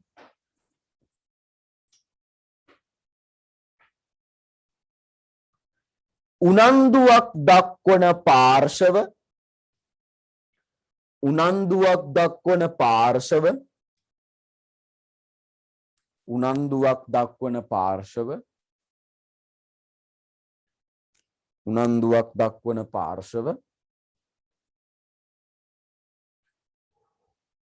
ඇල්මැති පාර්ශව ලෙස හැඳින්වෙයි. ඇල්මැති පාර්ශව ලෙස හැඳින්වෙයි. ඇල්මැති පාර්ශව ලෙස හැඳින්වෙයි. ආයි කිව්වොත් ව්‍යාපාරික කටයුතු පිළිබඳ උනන්දුවක් දක්වන පාර්ශව ඇල්මැති පාර්ශව ලෙස හැඳින්වෙයි. ඇල්මැති පාර්ශව ලෙස හැඳින්වෙයි. ඇල්මැති පාර්ශව ලෙස හැඳින්වෙයි.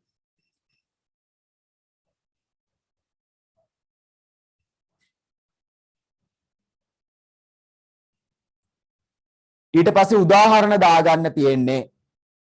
එකින් එක උදාහරණ දාගන්න. ඊට පස්සේ ඔයාලට තියෙන උදාහරණ දාගන්න. එකින් එක උදාහරණ දාගන්න. මෙන්න මේ දක්වලා තියෙනවා.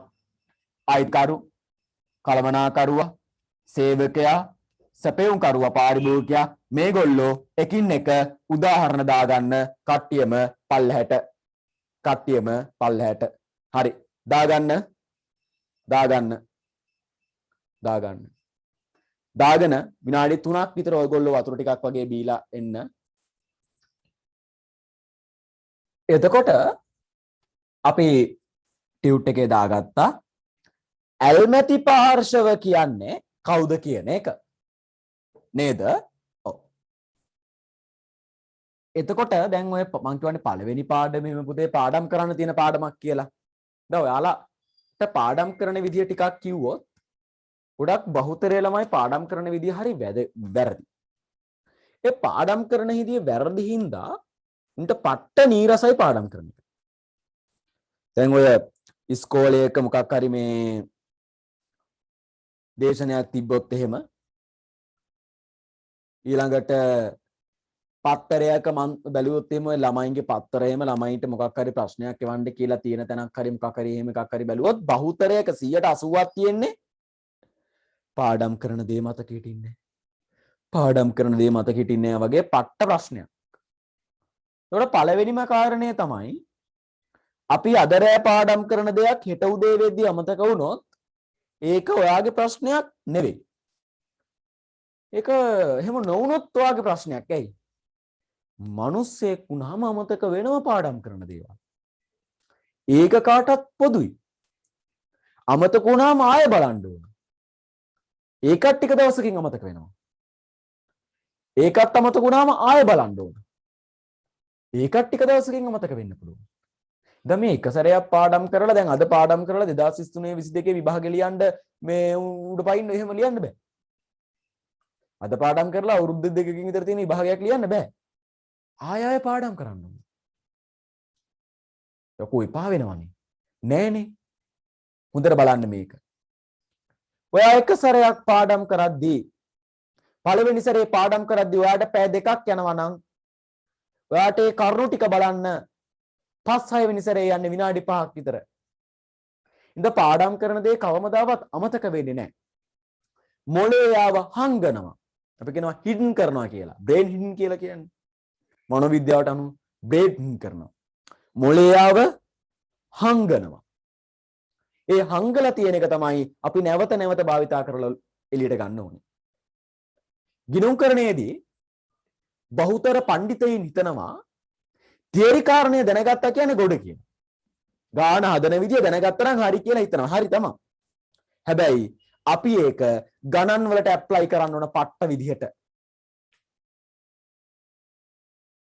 අපි ඒක ගණන් වල ඇප්ලයි කරන්න ඕන පට්ට විදිහට. ඇයි ඒ? එතකොට තමයි ඉම්ප්‍රූව් වෙන්නේ. එතකොට තමයි ඒකත් එක්ක එන ප්‍රශ්න ටික අපිට හම්බෙන්නේ. ඉතින් හොඳට මතක තියාගන්න. දෙයක් දැනගත්තා නම් ඒකෙන් ප්‍රශ්න කරනව තරම් වටින දෙයක් තවත් නැහැ. අපි ඉස්සරහට ගණන් හදාවි. අපි පිටු පෙරලන්න ගණන් හදාවි. මම ඒකයි කිව්වේ මම වැඩ කරනවා.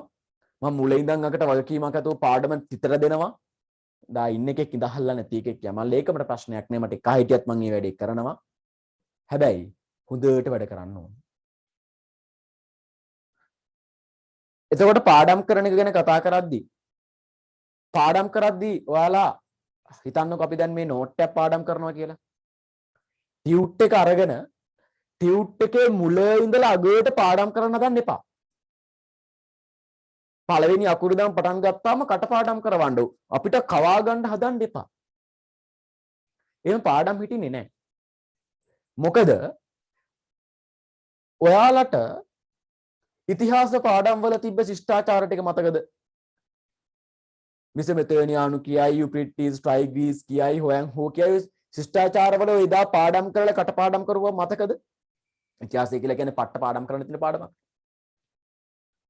මතකද? මතක නැහැ. හැබැයි පොඩි කාලේ කරපු දේවල් මතක් වෙන්නේ නැද්ද? එකේ පන්ති ඒ කාලේ කරපුවා මතක නැද්ද? මතකයි නේද?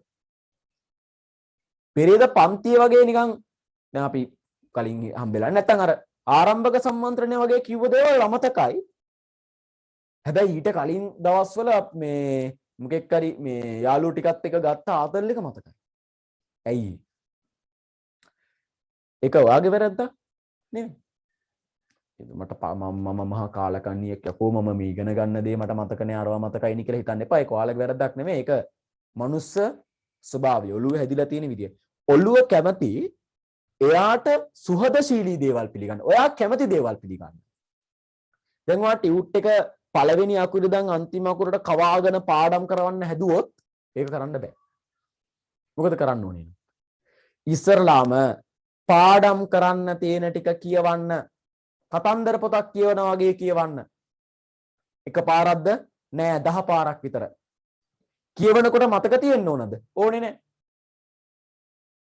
100 පාරක් කියවුවත් ඒකෙන් ප්‍රශ්නයක් ලියා ගන්න බැරි වෙන්න පුළුවන්. ඒ මතකද නැනේ අපි කියෝගෙන එනෝනේ කතන්දර පොතක් කියවනවා වගේ.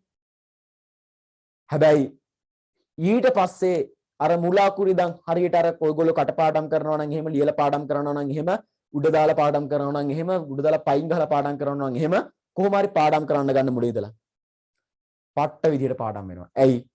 කලින් අපි ඒක කියවුව හින්දා මොලේ එයා වඳුරනවා. මොලේ අකුරු ටික කියවලා තියෙන්නේ. හින්දා ඉක්මනට අපිට ඒ ටික ඔලුවට දාගන්න පුළුවන්. එහෙම නැතිව ගත්ත ගමන් පුදපියකා කියලා ගත්ත ගමන් පුදපියකක් දීපු එකක් මොකක් හරි යකා කියලා එවලෙම කටපාඩම් කරන්න යන්න එපා. කියවලා ඒක ප්‍රින්ට් කරගන්න, ෆෙන්ඩි කරගන්න ඔළුවට ඊට පස්සේ පාඩම් කරන්න යන්න. ඒ විදිහට වැට්ටික් කරන්න යන්න. හරි. අපි දැන් හිටියේ කොතනද පුතේ? ඇල්මැති පාර්ශවයන් ගැන කතා කරන තැන. ඊට පස්සේ අපි ටියුට් එක පැත්තට අපේ ඔළුව දාලා බැලුවොත් අපි ඇල්මැති පාර්ශවයන්ට උදාහරණ යාගත්තා. ඔයාලට මතක ඇති. ඊළඟට අපිට පොඩි කොටුවක මෙන්න මෙහෙම ලියන්න වෙනවා. මෙහිදී අධ්‍යයනය කළ හැකි ඇල්මැති පාර්ශවයන් ව්‍යාපාරයේ තොරතුරු ලබා ගැනීමට හේතු සලකා බලමු කියලායි කියන්නේ. දැන් ටියුට් එක නැති කවුරුත් ඔය වගු ගහන්න ඕනේ නෑ. දැන් බලන්න යන්නේ අයිතිකාරයා ඇයි ව්‍යාපාරය කෙරෙහි සැලකිලිමත් වෙන්නේ? කළමනාකරුවා ඇයි ව්‍යාපාරය කෙරෙහි සැලකිලිමත් වෙන්නේ? සේවකයා ඇයි ව්‍යාපාරය කෙරෙහි සැලකිලිමත් වෙන්නේ? මේ කියන ඇල්මැති පාර්ශවයන් ටික ඇයි ව්‍යාපාරය කෙරෙහි සැලකිලිමත් වෙන්නේ කියන එක බලන්න තමයි දැන් යන්නේ. හරිද? එතකොට අපි අයිතිකරුවා කියලා දාලා එයාගේ ඉස්සරහින් ඇයි ඒගොල්ලෝ ව්‍යාපාරය කෙරෙහි සැලකිලිමත් වෙන්නේ කියලා නෝට් එක දාගමු. ඒක පිළිවෙලට දාගන්න ටියුට් එක හම්බුනම දාගන්න පුළුවන් වෙන්නේ. හරි. ඉස්සරලාම දියන්න අයිතිකරු. අයිතිකරු. අර ඇල්මැති පාර්ශව කියන පැත්ත ලියා ගන්න අයිතිකරු. අයිතිකරු. අයිතිකරු. අයිතිකරු.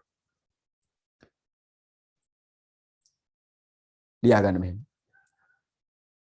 ව්‍යාපාරයට ප්‍රාග්ධනය යොදවමින් ව්‍යාපාරයට ප්‍රාග්ධනය යොදවමින් ව්‍යාපාරයට ප්‍රාග්ධනය යොදවමින් ව්‍යාපාරයට ප්‍රාග්ධනය යොදවමින් ප්‍රාග්ධනය යොදවමින්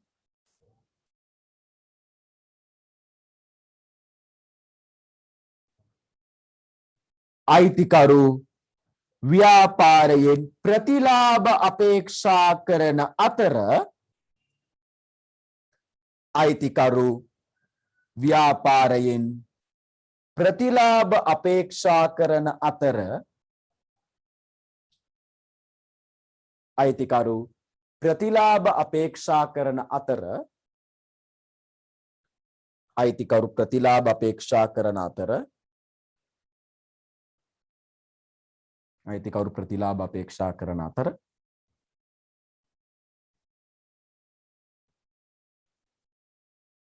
එලෙස ප්‍රතිලාභ ලැබේද නැද්ද යන්න දැන ගැනීමට එලෙස ප්‍රතිලාභ ලැබේද නැද්ද යන්න දැන ගැනීමට එලෙස ප්‍රතිලාභ ලැබේද නැද්ද යන්න දැන ගැනීමට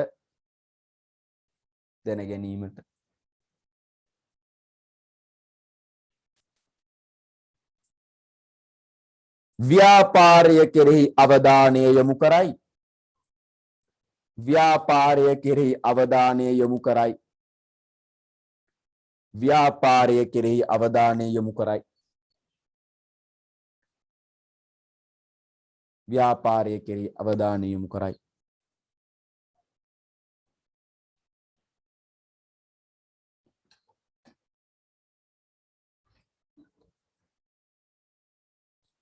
එහෙනම් අයිතිකාරයා මේකට ප්‍රාග්ධනය යොදවනවා. ප්‍රාග්ධනය කියන්නේ මොකක්ද කියලා අපි බැලුවා. එහෙම යොදවලා එයා ඒකෙන් ප්‍රතිලාභ අපේක්ෂා කරනවා. ඊළඟ ඇල්මැති පාර්ශ්වය විදියට අපි නෝට් එක දාගමු. අපි මේ හැම එකක් පිළිබඳ දැන් අවබෝධය තියෙනවා. හරිද? මොකද අපි මේවා ගැන බලාගෙන ආවෙකින් එක අපි දැන් නෝට් එක දාගන්න යන්නේ. කලමනාකරු කලමනාකරු කලමනාකරු කලමනාකරු කලමනාකරු කලමනාකරු කලමනාකරු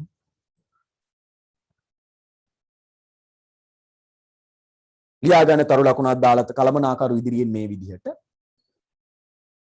කලමනාකරු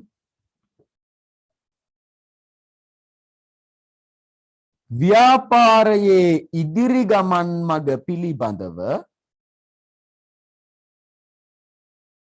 ව්‍යාපාරයේ ඉදිරි ගමන් මඟ පිළිබඳව ව්‍යාපාරයේ ඉදිරි ගමන් මඟ පිළිබඳව ඉදිරි ගමන් මඟ පිළිබඳව ඉදිරි ගමන් මඟ පිළිබඳව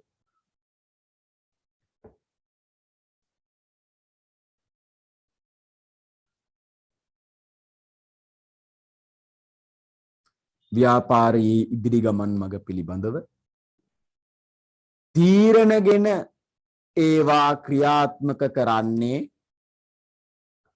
තීරණගෙන ඒවා ක්‍රියාත්මක කරන්නේ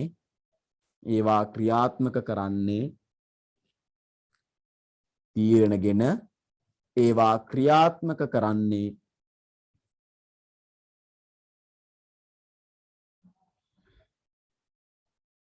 තීරණගෙන ඒවා ක්‍රියාත්මක කරන්නේ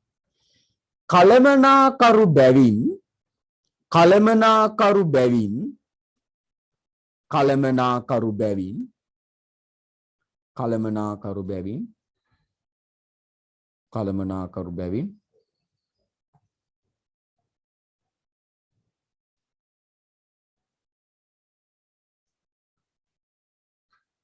ඔහු ගන්නා තීරණ නිවැරදිද නැද්ද යන්න දැනගැනීම උදෙසා ඔහු ගන්නා තීරණ නිවැරදිද නැද්ද යන්න දැනගැනීම උදෙසා නිවැරදිද නැද්ද යන්න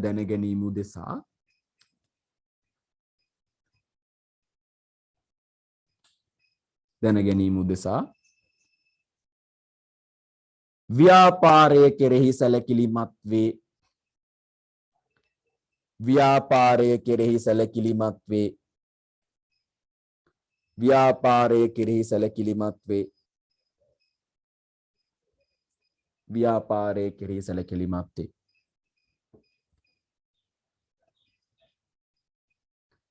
හරි දැන් එතකොට අපි ලියාගත්තේ කලමනාකරුව ඇයි ව්‍යාපාරය කෙරෙහි සැලකිලිමත් වෙන්නේ කියලා. දැන් අපි බලමු දැන් අපි මේගොල්ලෝ ගැන එකින් එක කතා කරලා තියෙන ඉඳ නෝට් එක දාගන්න බැවින් සේවකයා ඇයි සේවකයා ව්‍යාපාරය කෙරෙහි සැලකිලිමත් වෙන්නේ? හරි සේවකයා කියලා ඇල්මැති පාර්ශව පැත්තේ ලියාගෙන සේවකයා කියලා ඇල්මැති පාර්ශව පැත්තේ ලියාගෙන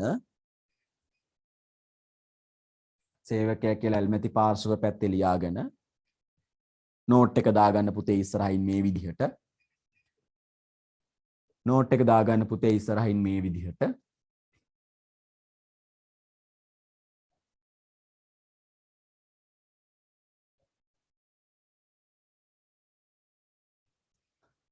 ව්‍යාපාරයට කායික හෝ මානසික ආකාරයට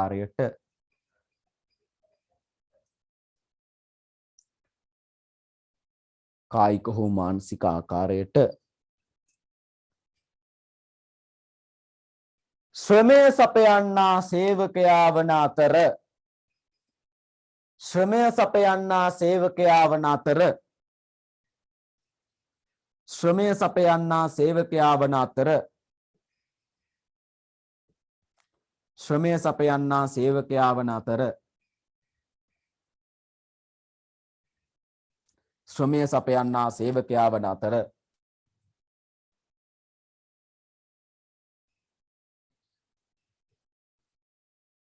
ඔහුට ඒ සඳහා ලැබිය යුතු ප්‍රතිලාභ ඔහුට ඒ සඳහා ලැබිය යුතු ප්‍රතිලාභ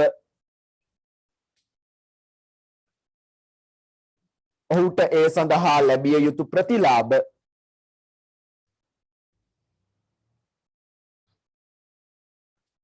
ලැබේද නොලැබේද යන්න ඔහුට ඒ සඳහා ලැබිය යුතු ප්‍රතිලාභ ඔහුට ඒ සඳහා ලැබිය යුතු ප්‍රතිලාභ ලැබේද නොලැබේද යන්න ලැබේද නොලැබේද යන්න ලැබේද නොලැබේද යන්න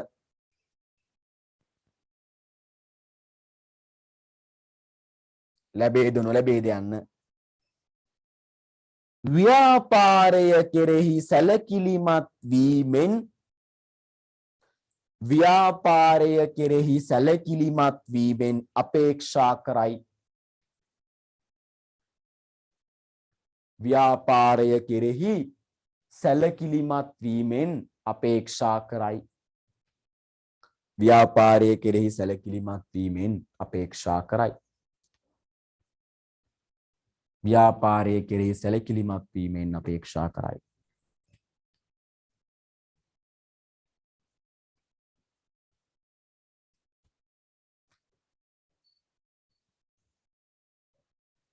හරි එහෙනම් සේවකයා කියලා කියන්නේ ව්‍යාපාරයට කායික මානසික ශ්‍රමය සපයලා ඒකට එන්න ඕන ප්‍රතිලාභ වැටුප වගේ බලාපොරොත්තු වෙන්න ඕක සපයන්නේ එහෙම සපයන ප්‍රතිලාභේ එනවද කියලා බලන කෙනා. දැන් අපි ඒවා කලිනුත් කතා කරා. එතකොට පුතේ මේ කායික හා මානසික දැන් සේවකයෙක් ගත්තාම ආකාර දෙකකට ශ්‍රමය සපයන්න පුළුවන්. කායික කියලා කියන්නේ ඇඟ වෙහෙසලා වැඩ කරනවා.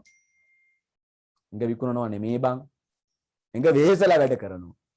කම්කරුවෝ, හමුදාවේ සොල්දාදුවෝ, අපි කියනවා පෙදරේරුවෝ, වඩු කාර්මිකයෝ ඒ වගේ කට්ටිය මේ ඇඟ වෙහෙසලා ඒගොල්ලෝගේ ශක්තිය වෙහෙසලා තමයි වැඩ කරන්නේ. ඒතර මානසික වැඩ කරනවා කලමනාකරුවෝ පුටුවකට වෙලා ඉඳගෙන ලැප් එකේ ගණන් එකත් එක්ක චාර්ටර්ඩ් ඇකවුන්ටන්ට් වරලත් ගණකාධිකාරිවරු නීතිඥයන් වෛද්‍යවරු ගුරුවරු නේද? ඒ සියල්ලම මේ කායික මානසික ශ්‍රමය තමයි සපයන්නේ. කායික මානසික ශ්‍රමය දෙකම සපයන කට්ටියක් ඉන්නවා. එතකොට කොහොම හරි සේවකයෝ වෙන්නේ විදියට ශ්‍රමය සපයලා වැටුපාරියට ලැබෙනවද කියන එක තමයි ව්‍යාපාර වලින් බලාපොරොත්තු වෙන්නේ. ඊළඟට කවුද? සැපයුම් කරුවා. ඊළඟට කවුද? සැපයුම් කරුවා. දැන් අපි කතා කරා සැපයුම් කරුවා කියන්නේ කවුද කියලා. ලියා ගන්න මෙන්න මේ විදිහට. ලියා ගන්න මෙන්න මේ විදිහට.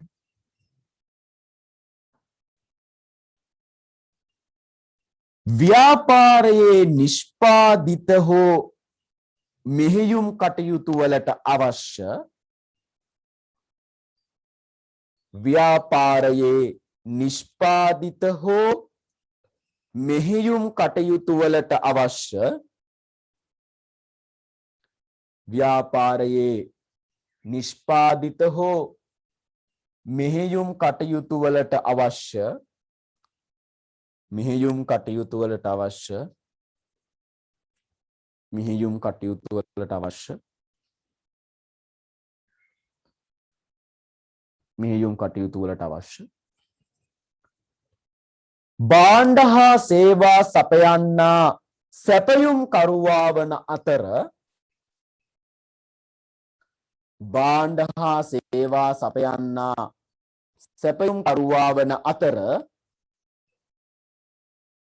භාණ්ඩ හා සේවා සපයන්නා සැපයුම් කරුවා වන අතර සැපයුම් කරුවා වන අතර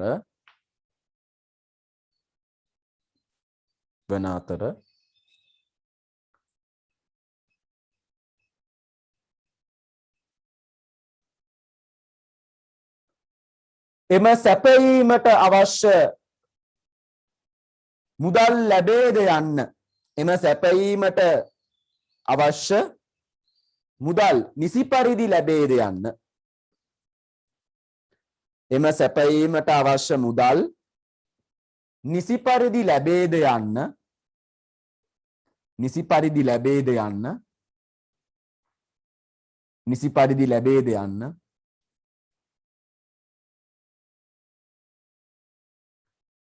සැපයුම් කරුවා අපේක්ෂා කරයි. සැපයුම් කරුවා අපේක්ෂා කරයි. සැපයුම් කරුවා අපේක්ෂා කරයි.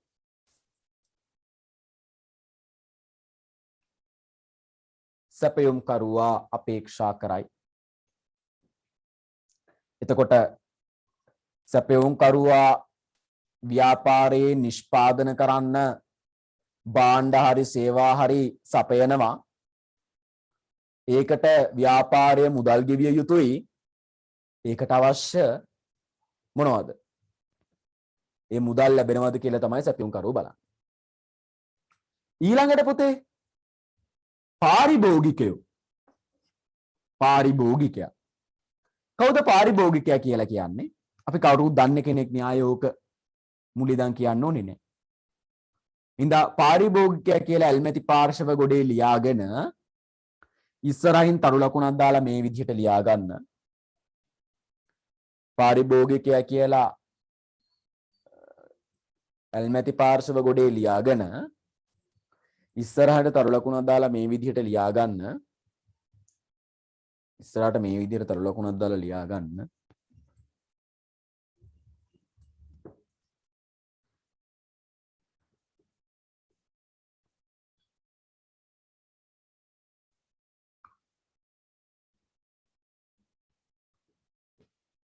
ලියන්න. ව්‍යාපාරයට වැදගත්ම පාර්ශවයක් ලෙස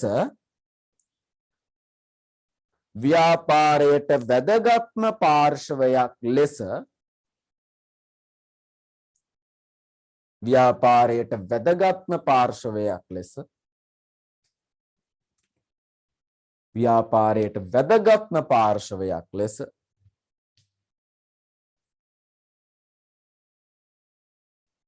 ව්‍යාපාරයට වැදගත්ම පාර්ශවයක් ලෙස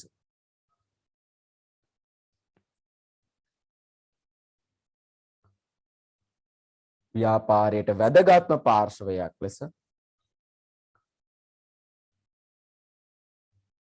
පාරිභෝගිකයින් හැඳින්විය හැකි අතර පාරිභෝගිකයින් හැඳින්විය හැකි අතර පාරිභෝගිකයින් හැඳින්විය හැකි අතර ඔවුන් ඔවුන් ඔවුන් ඔවුන් ඔවුන් ඔවුන් ඔවුන් ව්‍යාපාරයේ භාණ්ඩ හා සේවා ව්‍යාපාරයේ භාණ්ඩ හා සේවා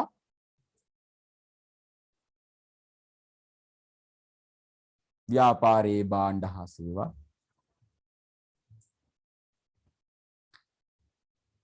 නිසි පරිදි ලැබේද යන්න සැලකිලිමත් වේ. නිසි පරිදි ලැබේද යන්න සැලකිලිමත් වේ. නිසි පරිදි ලැබේද යන්න සැලකිලිමත් වේ. නිසි පරිදි ලැබේද යන්න සැලකිලිමත් වේ. නිසි පරිදි ලැබේද යන්න සැලකිලිමත් වේ. හරි, එතකොට පාරිභෝගිකයා කියලා කියන්නේ ව්‍යාපාරයට භාණ්ඩ හරි සේවා හරි සපයන කෙනාට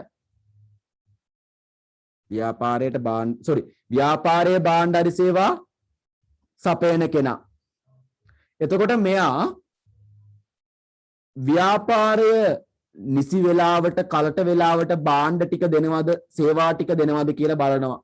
අපි ඒක පිළිබඳව බැලුවා මේගොල්ලෝ ගැන පොදුවේ කතා කරන වෙලාවේ. හරි, අපි ඊළඟ ඇල්මැති පාර්ශවයට අපි නෝට් එක දාගෙන යන හින්දා කවුරු ගැනද පුතේ? රජය ගැන. කවුරු ගැන දැන් අපි බලන්න යන්නේ? රජය ගැන. රජය ගැන. රජය ගැන. රජය ගැන. ලියා ගන්න රජය. ආණ්ඩුව. මට්ටසිරි. කොච්චර සේවයක් අපි වෙනුවෙන් කරන පාර්ශවයක්ද? ඔවුන්ගේ දේවල් කැප කරගෙනනේ ආණ්ඩුව නැත්නම් රජය ලියන්න තරු ලකුණක් දාලා. රටේ සංවර්ධනය අපේක්ෂා කරන රජය. රටේ සංවර්ධනය අපේක්ෂා කරන රජය. රටේ සංවර්ධනය අපේක්ෂා කරන රජය. රටේ සංවර්ධනය අපේක්ෂා කරන රජය.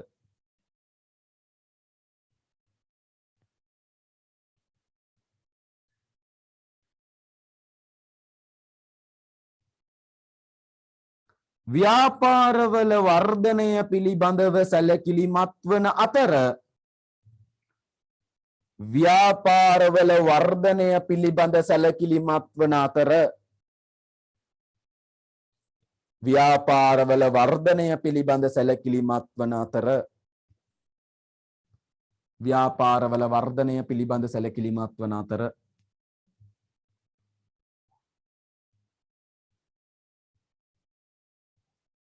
ව්‍යාපාරවල වර්ධනය පිළිබඳ සැලකිලිමත් වන අතර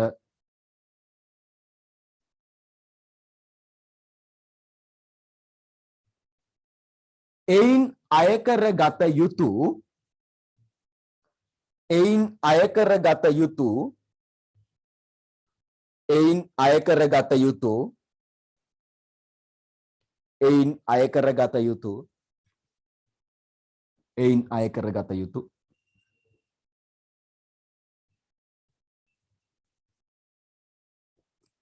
ආදායම් අයකර ගැනීම උදෙසා ආදායම් අයකර ගැනීම උදෙසා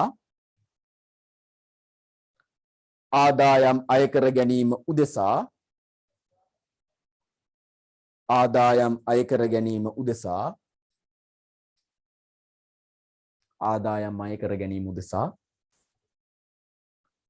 ව්‍යාපාර කෙරෙහි සැලකිලිමත් වේ. ව්‍යාපාර කෙරෙහි සැලකිලිමත් වේ. ව්‍යාපාර කෙරෙහි සැලකිලිමත් වේ. ව්‍යාපාර කෙරෙහි සැලකිලිමත් වේ. ව්‍යාපාර කෙරෙහි සැලකිලිමත් වේ.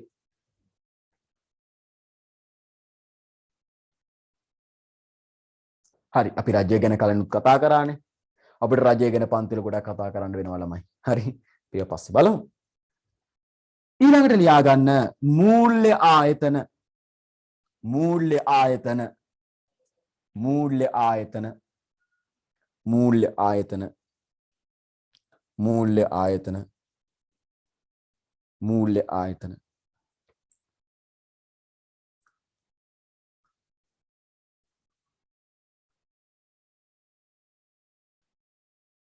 ඉස්සරහින් ලියන්න බැංකු රක්ෂණ සමාගම් වැනි මූල්‍ය ආයතන බැංකු රක්ෂණ සමාගම් වැනි මූල්‍ය ආයතන රක්ෂණ සමාගම් වැනි මූල්‍ය ආයතන රක්ෂණ සමාගම් වැනි මූල්‍ය ආයතන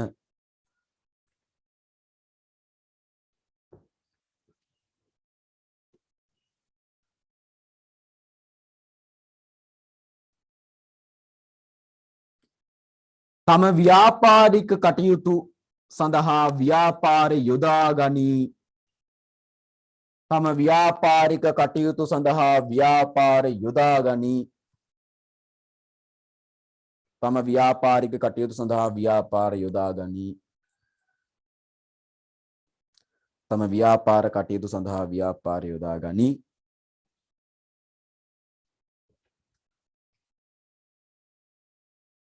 එබැවින් එබැවින් එබැවින් ව්‍යාපාර කෙරෙහි දැවැන්ත ලෙස සැලකිලිමත් වේ.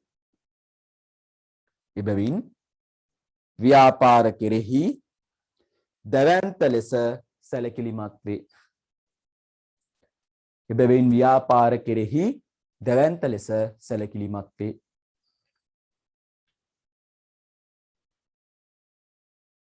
එබැවින් ව්‍යාපාර කෙරෙහි දැවැන්ත ලෙස සැලකිලිමත් වේ. එතකොට මූල්‍ය ආයතන කියලා කියන්නේ එක්කෝ බැංකු එහෙම නැතිනම් මේ මොනවද රක්ෂණ සමාගම් වගේ ඒවා බැංකු වගේ ඒවා ව්‍යාපාර වලට ණය දීලා ඒ ණය අය කරගන්න පුළුවන්ද නැත්නම් රක්ෂණ සමාගම් වාරිකේ ගෙවා ගන්න පුළුවන්ද ලීසින් කම්පැනි වාහනේ ලීසින් එක මුන් ගෙවනවද වගේ දේවල් ව්‍යාපාරයේ කෙරෙහි හරිය අපූර්වට එබිල බලනවා. ඒක තමයි අපි කතා කරේ.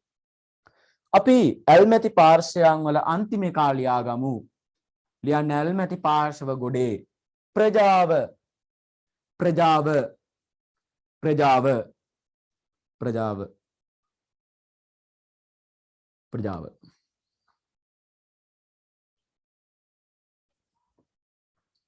ලියන්න ප්‍රජාව කියන එක ඉස්සරහින් ව්‍යාපාරය අවට පිරිස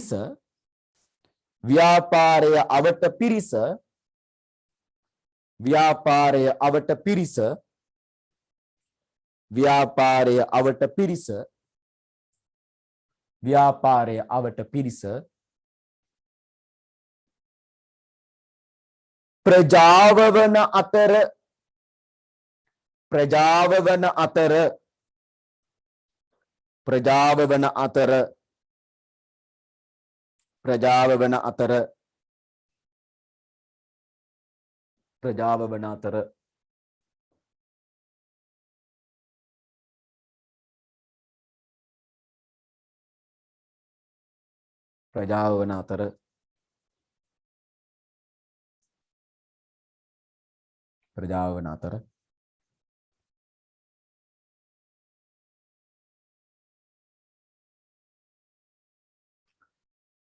ඔවුන් ව්‍යාපාරය කෙරෙහි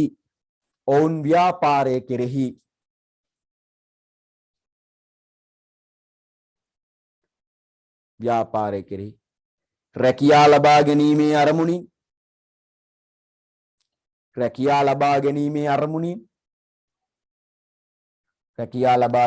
අරමුණින්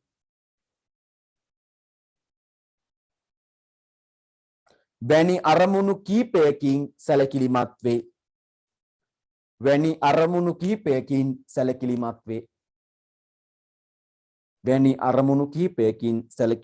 වේ.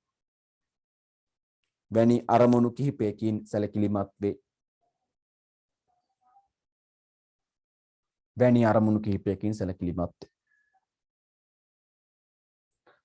හරි.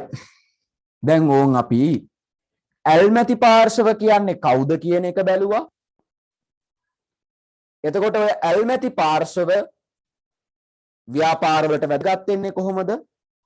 ඒ වගේ දේවල් බැලුවා.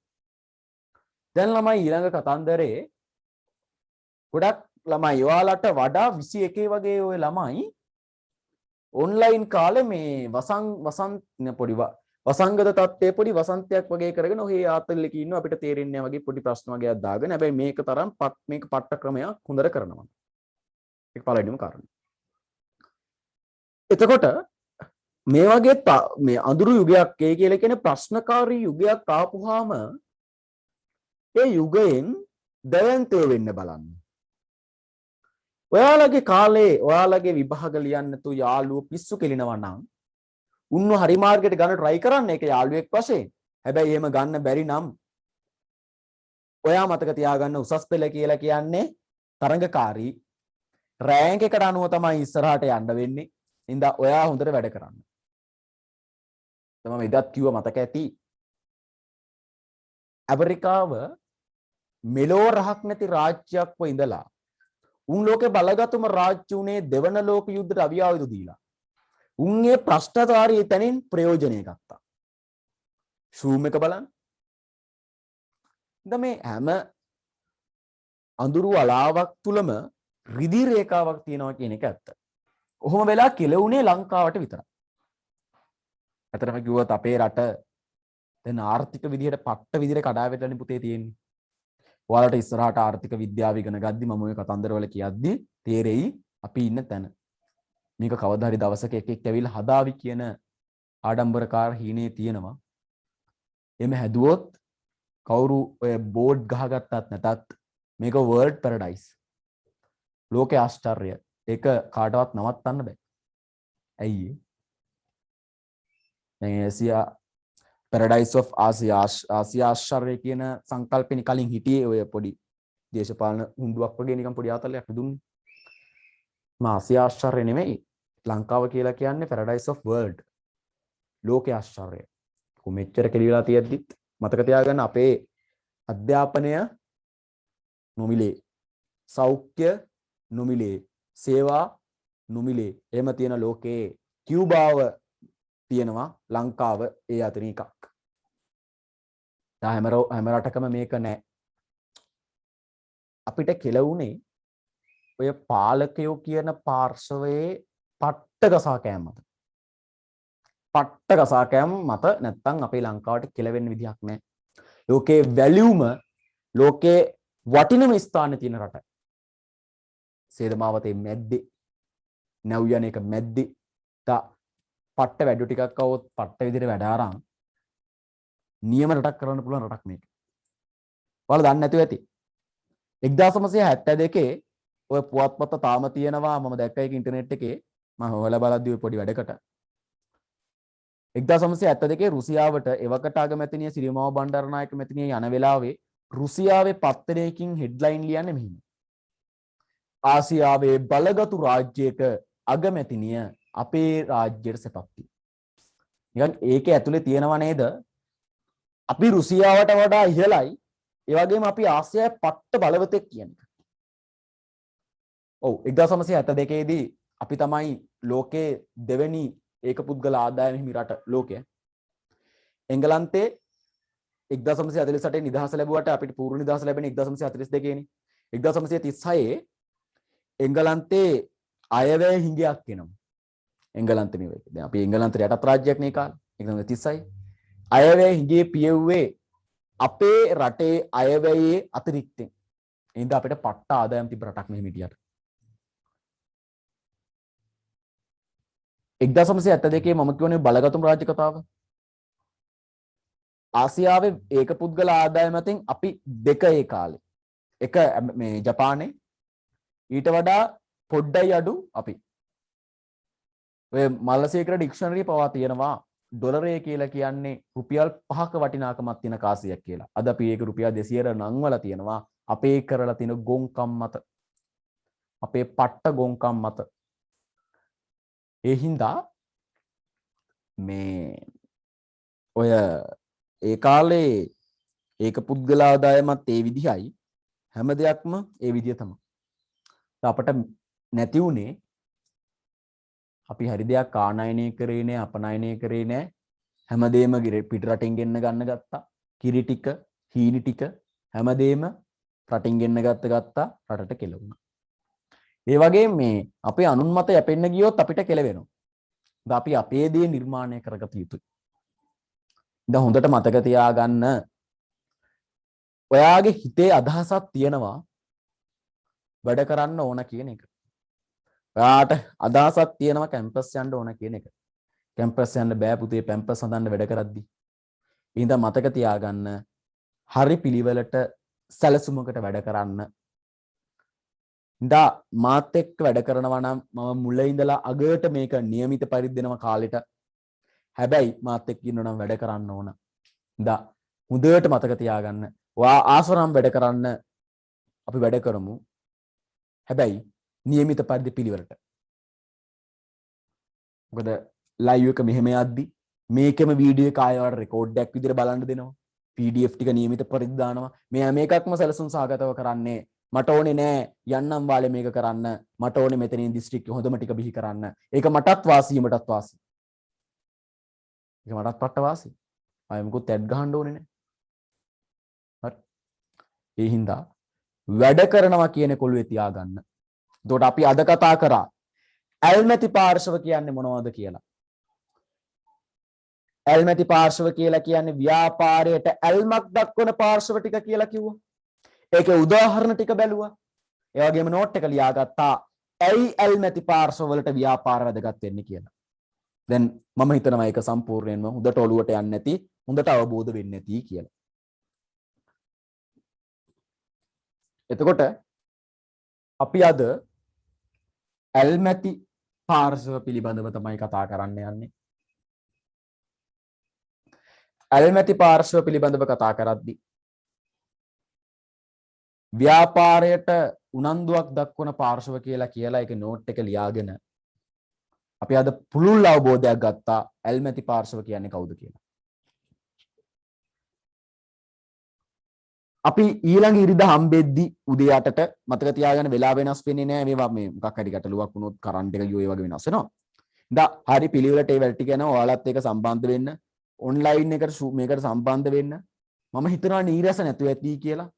සමහරට ටිකක් අමාරු නම් හරිද? අපිට ඕන මේකෙක්ට මේ පැය දෙකක් එකම තැන අමාරු නම් කට්ට කාගෙන අහගෙන ඉන්න.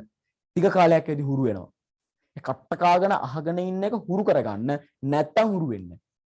මේක ජීවිතයේ ප්‍රශ්නයක් කියලා මතක තියාගන්න. මේක ජීවිතේ තීරණය කරන තැනක් කියලා මතක තියාගන්න. මේකෙන් ජීවිතේ හැමදේම තීරණය කරනවා කියලා මතක තියාගන්න.